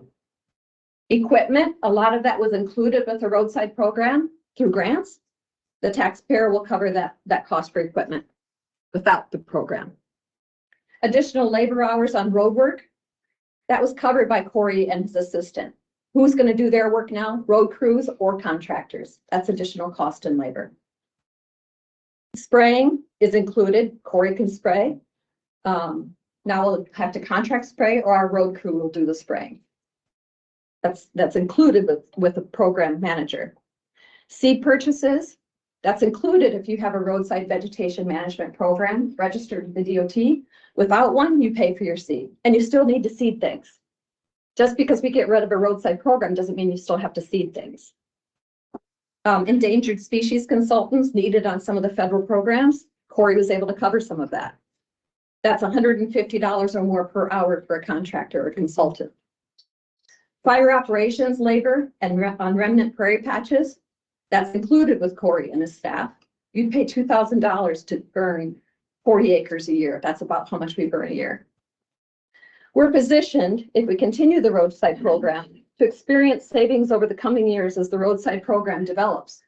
More and more of our right-of-ways will be maintained with prairie remnants and planted native species with seed from the several seed plots established by Corey Meyer. Many of the upfront costs of starting this program are done already. The climate-controlled seed house, the purchase of the seed collection equipment, the purchase of seed, etc. In just 5 short years, we're seeing the cost benefits of the roadside program already. Now, I'd like to pose some questions and concerns for consideration by this Board of Supervisors moving forward. There's roughly $250,000 worth of equipment and materials. All of it has binding agreements from grants or is tied to donations. This will have to be discussed. What will be legally done with it? It may not be able to be sold and may have to be given back or given to another county where they're starting a new program. What if a future Board of Supervisors with long-term vision who understand that cost benefits the roadside program choose to reinstate the program, like what is happening right now in Black Hawk and Lee County? And we've dismantled the program and dug up our seed plots. That will most definitely cost the county thousands more to begin from square one, rather than be several more years into huge savings by keeping the program. There are about 50 agreements with landowners for no spray, no mow, and those will have to be considered as they are bound with the roadside program ordinance. What's our plan? In the upcoming growing season, there's a need for planning on what to do with all the spraying, seeding, and brush cutting. What chemicals to order based on what application is necessary. The knowledge to identify the noxious weeds and to complete all necessary reports to various agencies. What's the plan? Who's creating that plan? Who's filling it out and submitting all those required reports? Most of all of this is mandated by Iowa DOT, Iowa Code, and contract parameters for federal funds. Who's in charge of that plan for our roadsides? We've now lost the only county employee who knew how to do all of that. Who will spray the roughly 400 bridges and guardrails this upcoming growing season? This must be done for infrastructure integrity and public safety. Also be mindful this must be done without damage or overspray to streams and waterways. What herbicides will be used? They need to be purchased now if we are going to have them mixed for use from the company this spring. This also must all be legally and thoroughly documented in reports to various agencies. So I ask again, who will do the reporting? Corey Meyer has planted many acres of native prairie species on county-owned land. This was thousands of dollars worth of seed. What will happen to those seed plots worth thousands of dollars? These are all the questions that should have been asked before arbitrarily moving to eliminate, then freeze funding for this very important and cost-saving program and before our roadside manager, Corey Meyer, resigned. We've lost one employee. How many more will we lose? At what cost? Long-term to this county, to this community. To conclude, I wish to thank the 8 Iowa counties and the Tallgrass Prairie Roadside Program who took the time to write to us about the cost savings and success of their roadside programs and their support of our model program here in Winneshiek County. Thank you too to our county employees who work hard to keep our roads, bridges, and right-of-ways safe for travel in Winneshiek County. We're lucky to have them all. Also, I wish to thank this community for holding the Board of Supervisors accountable. Thank you for asking the right questions of us, for pointing out the facts and research regarding the benefits of the roadside program and conservation in general. Your voices do matter. After all, we work for all of you. And finally, I want to thank Corey Meyer, who served this county with integrity, intelligence, long-term vision, commitment, strong leadership, and a deeply held passion for this land, this soil, this water, for this place we all call home. Thank you, Corey Meyer. You are a valuable asset to Winneshiek County, and we miss you. Now, I would like to end this simply by putting the question to my fellow supervisors, Vic, Kelsey, and Langrick. What exactly is it that you propose we do in order to correct this obvious mistake that has been incurred on the good people of Winneshiek County? Next on the Thank you. agenda, it's 11:30. Jon Lubke, IT and GIS Director.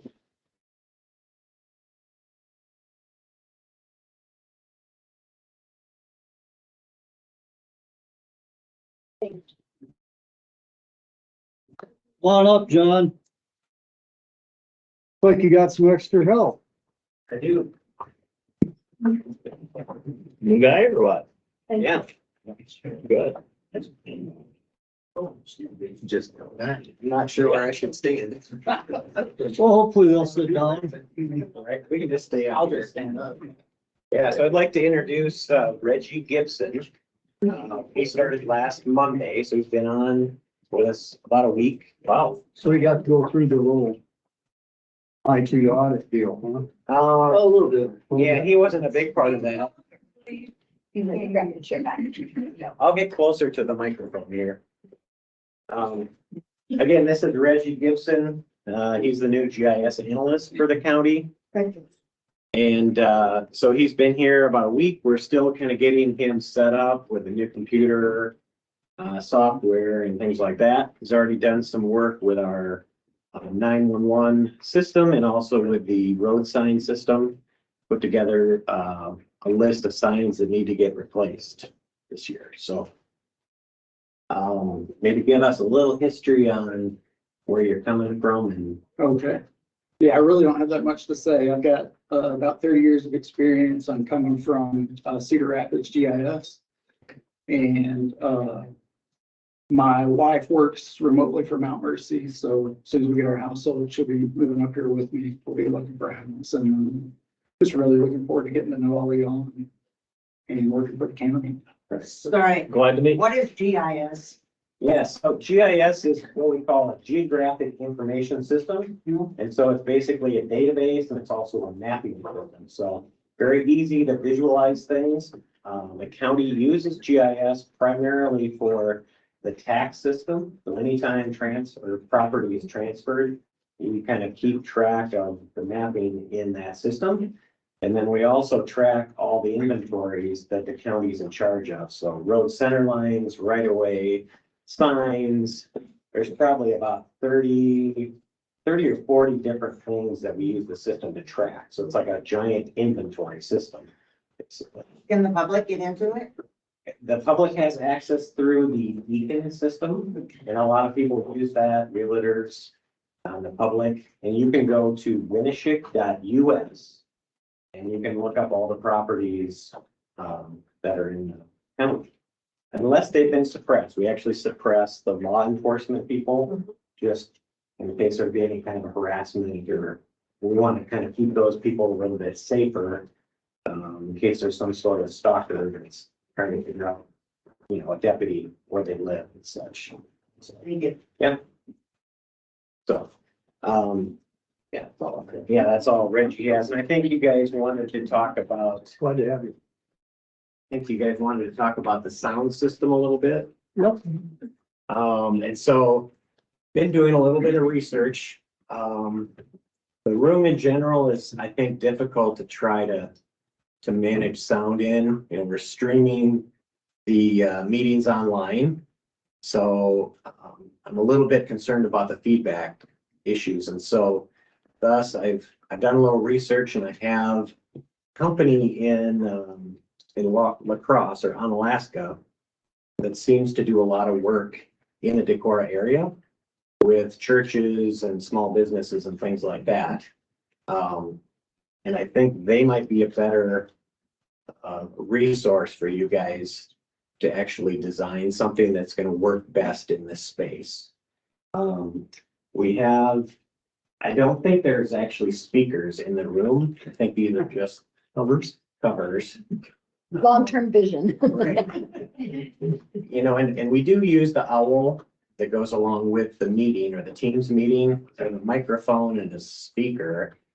And that's why I think you almost need an audio engineer type person to give you the answers that you need.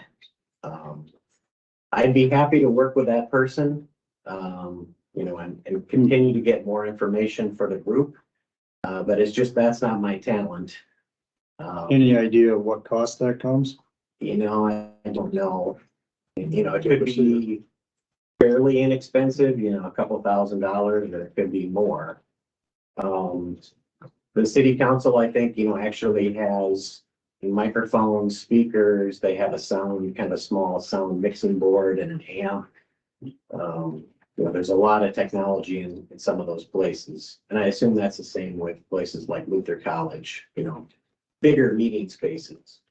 We would need someone with more technical expertise to tell us if something like that would work, having the speakers that close to the microphone. Or some places have the little handheld things where a person who can't hear would have to hold it up to their, wear it or something to their ear. So they would personally give the amplification rather than putting it in the room. I think it's a couple of the options, but. Right. Like I said, it's just not my expertise, and I'd feel better, you know, working with someone that has that experience and professionalism, I guess.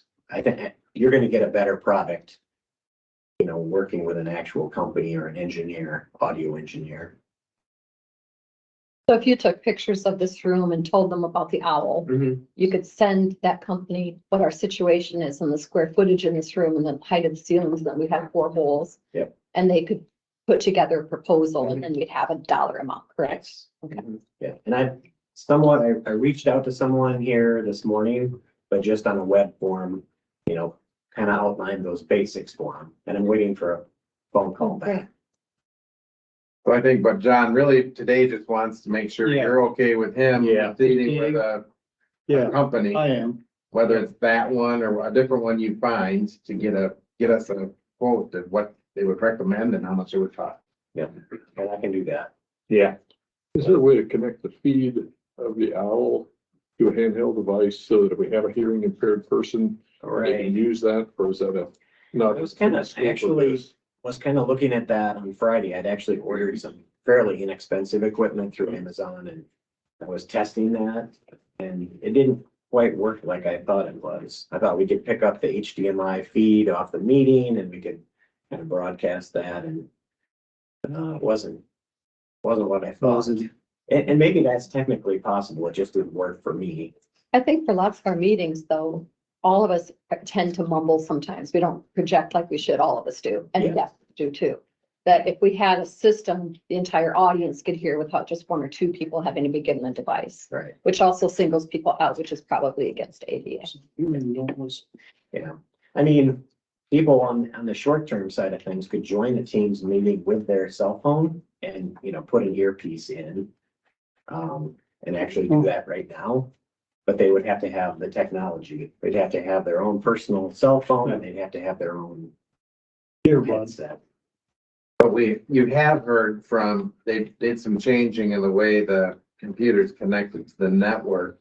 And the report back over the last couple of weeks is that the sound on the online people have said that the sound is good. So they're having a better experience than people who are actually sitting in the room. So, yeah.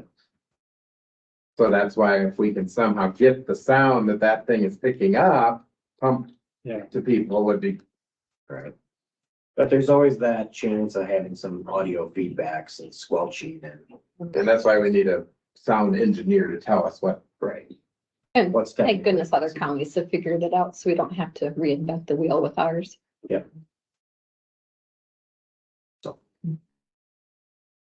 So you mentioned this one company in Alaska has other business down here. In my experience in building commercial buildings, it's very important to see the room to understand the acoustics, and a photograph is not going to be adequate. They can look at some rough things, but they can't understand the dynamics of how the reflectivity and everything else is. Right. So we really need to have someone with eyes, boots on the ground and eyes on the room. Yes. To understand. There's not a lot of acoustics in. Yeah, there is no acoustic of the house. Sheetrock. Pull the card. All right. Do you have any other questions for me? I know last week we had that IT assessment. I think it turned out well. I mean, Yeah, it was very, we had some tougher grades. I wasn't expecting any. I seen you smiling up there a couple times when the report card came out. Yeah, the report card was a little, I suppose it's like any report card. It's like, oh, I guess we can do better. yeah. So, I think it was very much constructive criticism, so I think John's already planning to be in next week or the following week to get here to have you guys pass some of the password policy and security policy things that if you just get it passed, we can start working on the things that will take time, but no cost really to implement. Just people are gonna have to get used to the changes. yeah, and Fatima's been busy working on cleaning up old accounts already and disabling and so a lot of work has happened in the last 8 hours even. Well, I thought was interesting is the one statement he said, I'd rather see a sticky note next to the computer desk or in the desk drawer than an easy password. Yeah. Yeah, I hadn't thought about it that way. That's why I was going to ask the question. Yeah. But yeah, because then he said then someone has to break in and physically be sitting Look at there your to see desk. the sticky note. Whereas if you have an easy password, they can get into it from outside. Remotely, yeah. Sarah, you gonna look maybe to put on another person or? You know, I think that would probably be a good thing to do. I don't know that we can get that done quickly. I think Yeah. that's something that's gonna take. I suppose with the GIS now, that's gonna help. Yeah, I think that's gonna Take help some quite a bit. pressure off you or. Right, yeah, and we still are working with a couple outside vendors. And that's a fairly inexpensive way of doing things, but ultimately I think we do need to find that person. But that person has to have the right talent. Yeah. Whether we can, it's just hard in this area, small town, to bring in a person with those qualifications and certifications and things, so. Did they crack your password, John? They did not. Yeah, because my password I use it's almost like a 20-digit password. And I change mine many times a month. Oh. But I have a password manager, so until I get used to Okay. using it again, I need to look at my phone to remember what it is. All right. They recommend every 3 months, we're Yes. supposed to change ours for Yeah. county. Yeah. I mean, sometimes people say, well, if that password hasn't been compromised, maybe we can leave it longer than, the 3 months. So there's kind of two theories out there, but Yeah, I would almost think that more than the frequency, just the length. a more complexity of the passwords. I mean, I used to work in a different office in the courthouse before the auditor's office, and we all used the same password, and it was a pretty easy password we all use. So, they may have changed. That's been a while ago, but I know that sometimes it's easier to do something easy, but it isn't safe. Right. So. All right, any other questions for me or? I don't really need this company name, but I think, go ahead and. Yeah, go ahead. proceed with it. Proceed with it, get something figured out. I will do that. Thank you, John. Thanks, John. Thanks, John. See you, Reggie. Yeah, and Reggie's in our office. He's up on second floor and we've got him introduced here at the courthouse, but we've got to get him Okay. introduced to other areas. Okay. Sounds good. Welcome. See you, Good luck. guys.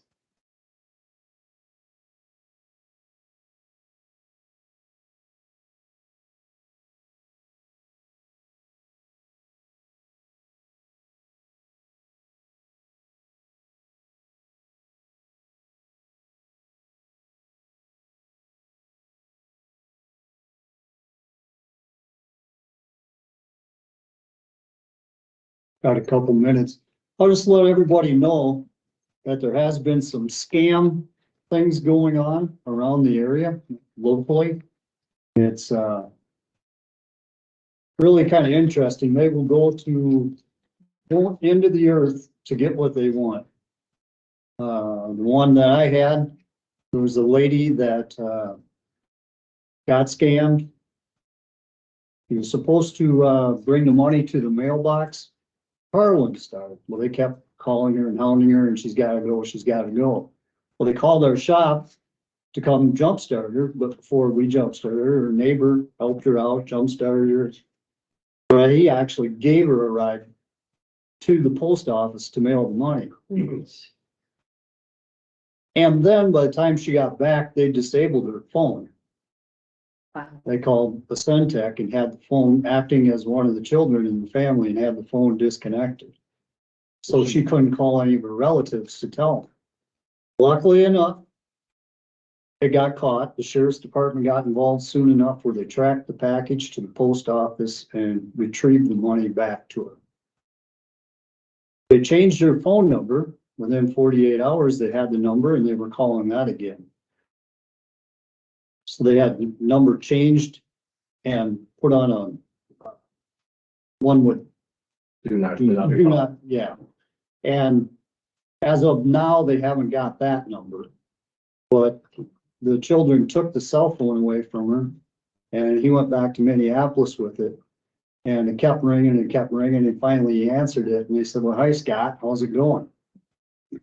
They knew his name and where that phone was at that time. So that's how complex these things get. So by not being able to get a hold of them, they called our shop and said that this lady needed a jump start. And I'm like, oh, it must be a grandchild or something, I thought. So, and they said, call this number back when you get there. So I pulled in the driveway with my jump pack,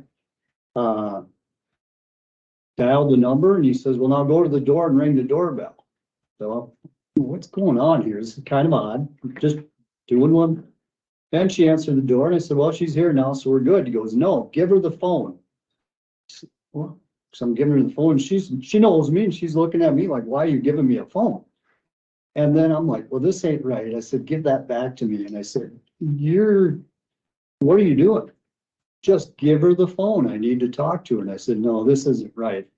And I hung up, kept calling, give her the phone, give her the phone. And I just said, just, you're okay. I went back to the shop and called the sheriff's department. And that's when Dan did some tracking into it and called me back within about 15 minutes and told me the rest of that prior story. So that's what lengths some of these people will go to. They couldn't get a hold of her by phone anymore. So they wanted a phone given to her to threaten her to send that money.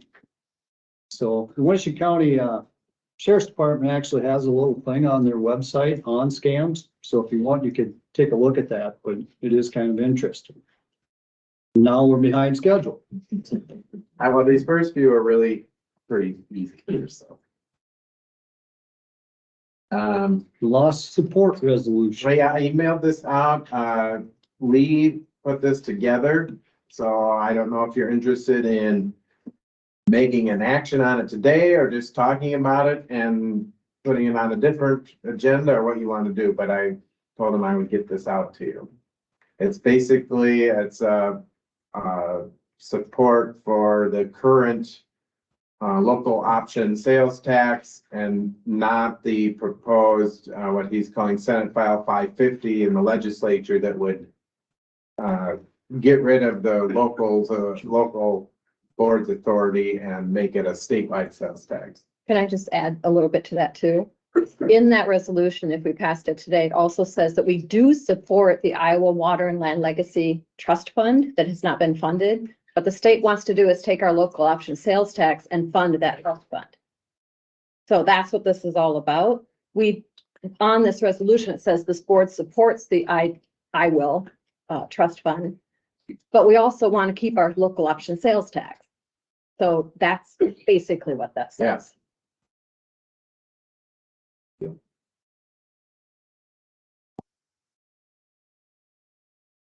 Up to you whether you want to take action or want me to schedule a different meeting or just not do anything with it. I just put it on there. I think we should take action and say that we want to keep our local option sales tax because we really do depend on that as a county and cities in this county.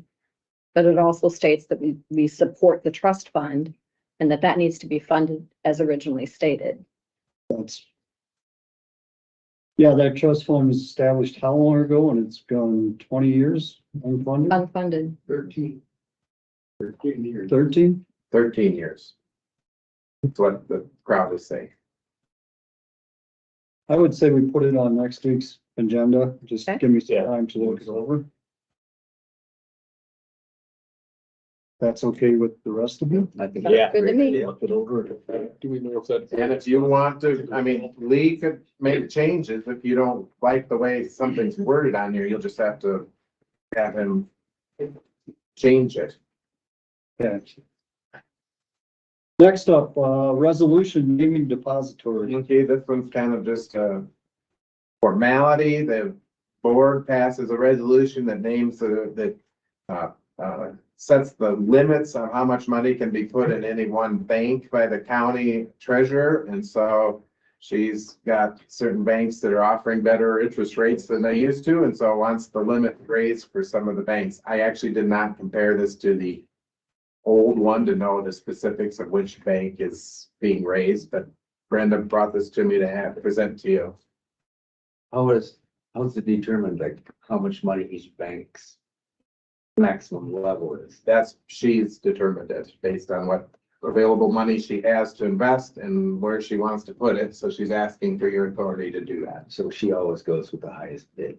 No, Or Not always. Gives it around. There are obviously, there's security and safety things for the money that she takes into consideration, as well as ease of accessing it. I know that just blatantly, local banks work with her easier than some where it takes paperwork and communication out of state where she Tries to stay in the county. Yeah.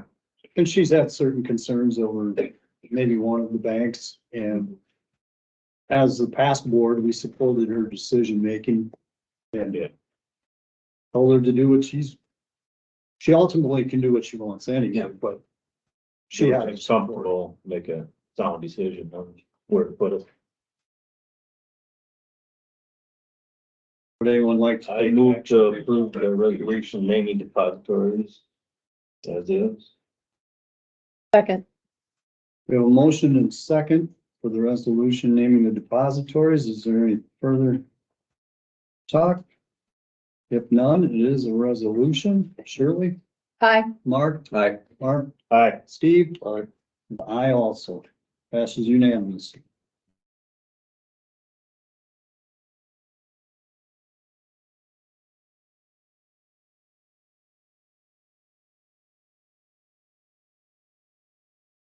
I wanted to see it quick. Oh, excuse me.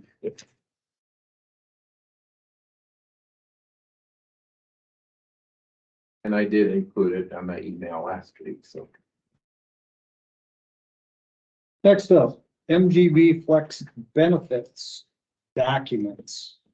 Midwest Group Benefits, does our flex benefits plan for employees that are enrolled in that program. And there's a couple documents that go along with that. One is the contract for them to provide the service. Right now, we have, of the 134 full-time employees, 18 choose to take flex benefits. And then there's what's called a business associates agreement, basically outlining the fact that we're providing HIPAA restricted information to an outside company, that we have to have this agreement in place that they acknowledge the privacy of the information and use of it. So it's an agreement to have the flex benefits and a business associates agreement. And I did email these out last week, so you can look at them as well. Motion to approve those. Second. We have a motion and a second to approve the Flex Benefits Documents. Is there any further discussion? If none, all those in favor, say aye. Aye. Those opposed, same sign. Motion passes unanimously.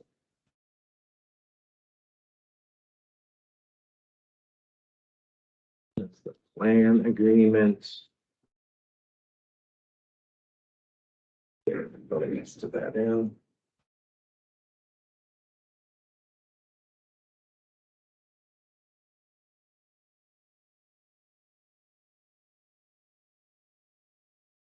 And let's see, make sure I get the right spot.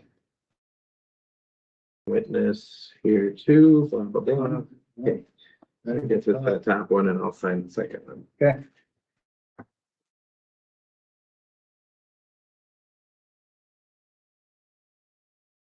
Thank you. You bet. Next up for discussion is real estate parcels in Spillville. So this one we discussed last week briefly. It has to do with those parcels in Spillville that we've had at least a couple of private individuals ask about if you would be willing to put them up for sale. And then the city has asked if you'd be willing to give it to them. And so I guess I need to know, do you want to do anything with them? If so, or do you want to go? My question is, and maybe you can answer it, Steve. Does the city of Spillville have easement along all those pieces of property along the river? It's my understanding that they do. So they would have easement. I don't know if they go across that particular property or not. I'm not sure. I've been able to identify where the easement actually resides by map. That would be my concern. I mean, if the only way we can get to it is by boat without going across somebody else's property, for the most part. Oh, yeah. So there's really no value in us holding it, but I think it could satisfy both people. Some of them say they're maintaining that property now and have been anyway.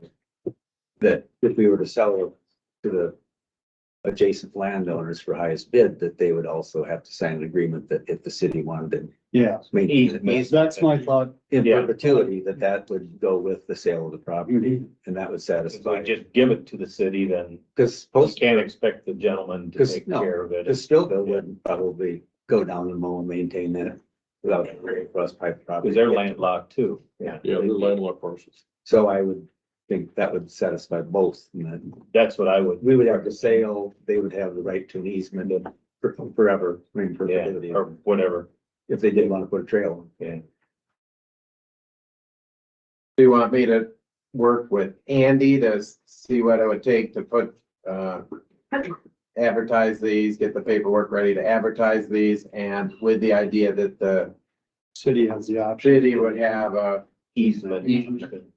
I'll ask him, I mean, maybe, City or the DNR, whoever has, whatever's. The city, yeah. To the city, yeah. right. And I don't know how that all will legally work, because I think in the past, when we've sold property, we have just Cut and dry. quit claim deed where we aren't even giving warranty deed because we don't, we're just saying we don't Yeah. want things. So I don't know how the wording would be on enforcing an easement. So I'll talk to Andy about it. So that's the consensus that here, works, isn't it? That's what I would say. That's good. If there were access for the county to get to it, but. Different, but yeah, it's landlocked, so. So it would be interesting to know how we acquired it. Suppose it was a road or something one time back in the day. At least we figured out the confusion on which parcel it Yeah. was. I think some other people thought we were. A different part. Yeah. Yeah, we didn't even own that. Now there's a lot of people that have abutting properties to it. So Have we dealt with the parcel that's on 175th Avenue? That we talked about last week with Lee? That was gonna be it was really only, I think it was Riley's. It was right away, and actually That wasn't ours. That really wasn't ours. They actually owned I it. replied an email to them that So said. that's a It was done a deal. right away back in the day. The So people, we have right of way, but they actually already own it underneath our right of way. Good deal. They bought it we had the right of way from the previous landowner and it just went with the property. You just have a hard time accessing it for the next week. Yeah. Or 2 or Oh, months. it's right, it's right. It's right there. It's right. okay.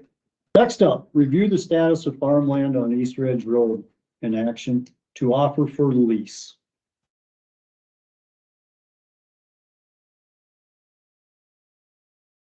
We have to put it up for, we gotta put it up for publicly, we gotta put it up for bids, so.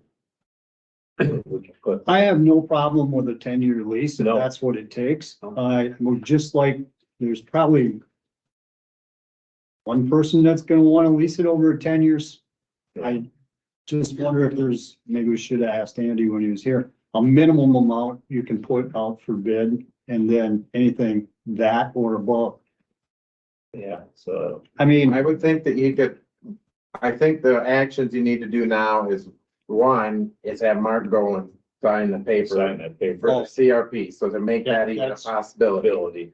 And then for next week, ask Andy to prepare the lease paperwork and advertisements and public hearing information with whatever direction you want. I mean, do you want to offer it from bids at 3 to 10, 11 years, or how do you want to? I mean, if someone comes with a 1-year bid, do you even want to entertain that? I mean. Well, no, You'd say anywhere from 3 to 11 and let Yeah. people bid it the way they want to bid it. Reasonable highest, but I mean, you're gonna have to, tie it up to 10 years, have to be. It's I- money in our pocket Yeah. and protecting the soil. Let's keep investigating it and Yeah, go I'll from go up there. and sign them papers. So we just direct Andy to go ahead and pursue that to publish Yeah. at this point. Yeah, to have it ready for next week for action, but you want to make sure he has it available. Would be anywhere from 3 to 11 years. And we would have it for action next Monday, and I would guess then next Monday is the 10th, and we need 3 weeks to get a public hearing scheduled, which works out to be May 8th, which I think was right on her timeline as the 7th was the earliest possible. So I think that works out about as good as we can from that perspective. Proceed with that. We probably have the public hearing on May 8th. We'll probably have the bids due then the Friday before, so that we have time to, put them together. And you're gonna sign that this week then, Mark? Yeah, I'll run up there to that. Okay. It's gotta be done by the 7th Friday. Yeah.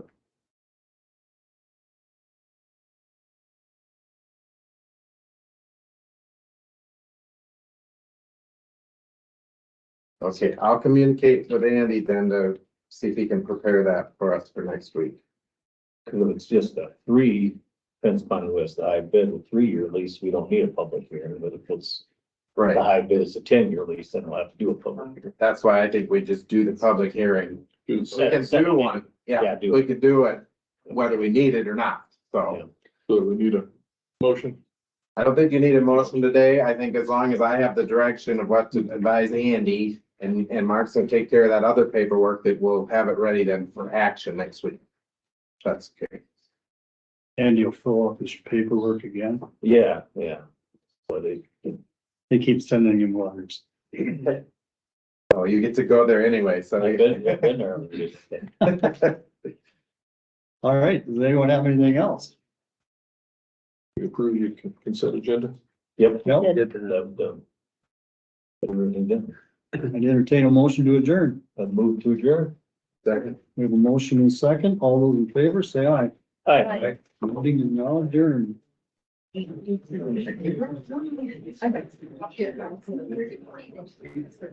Level.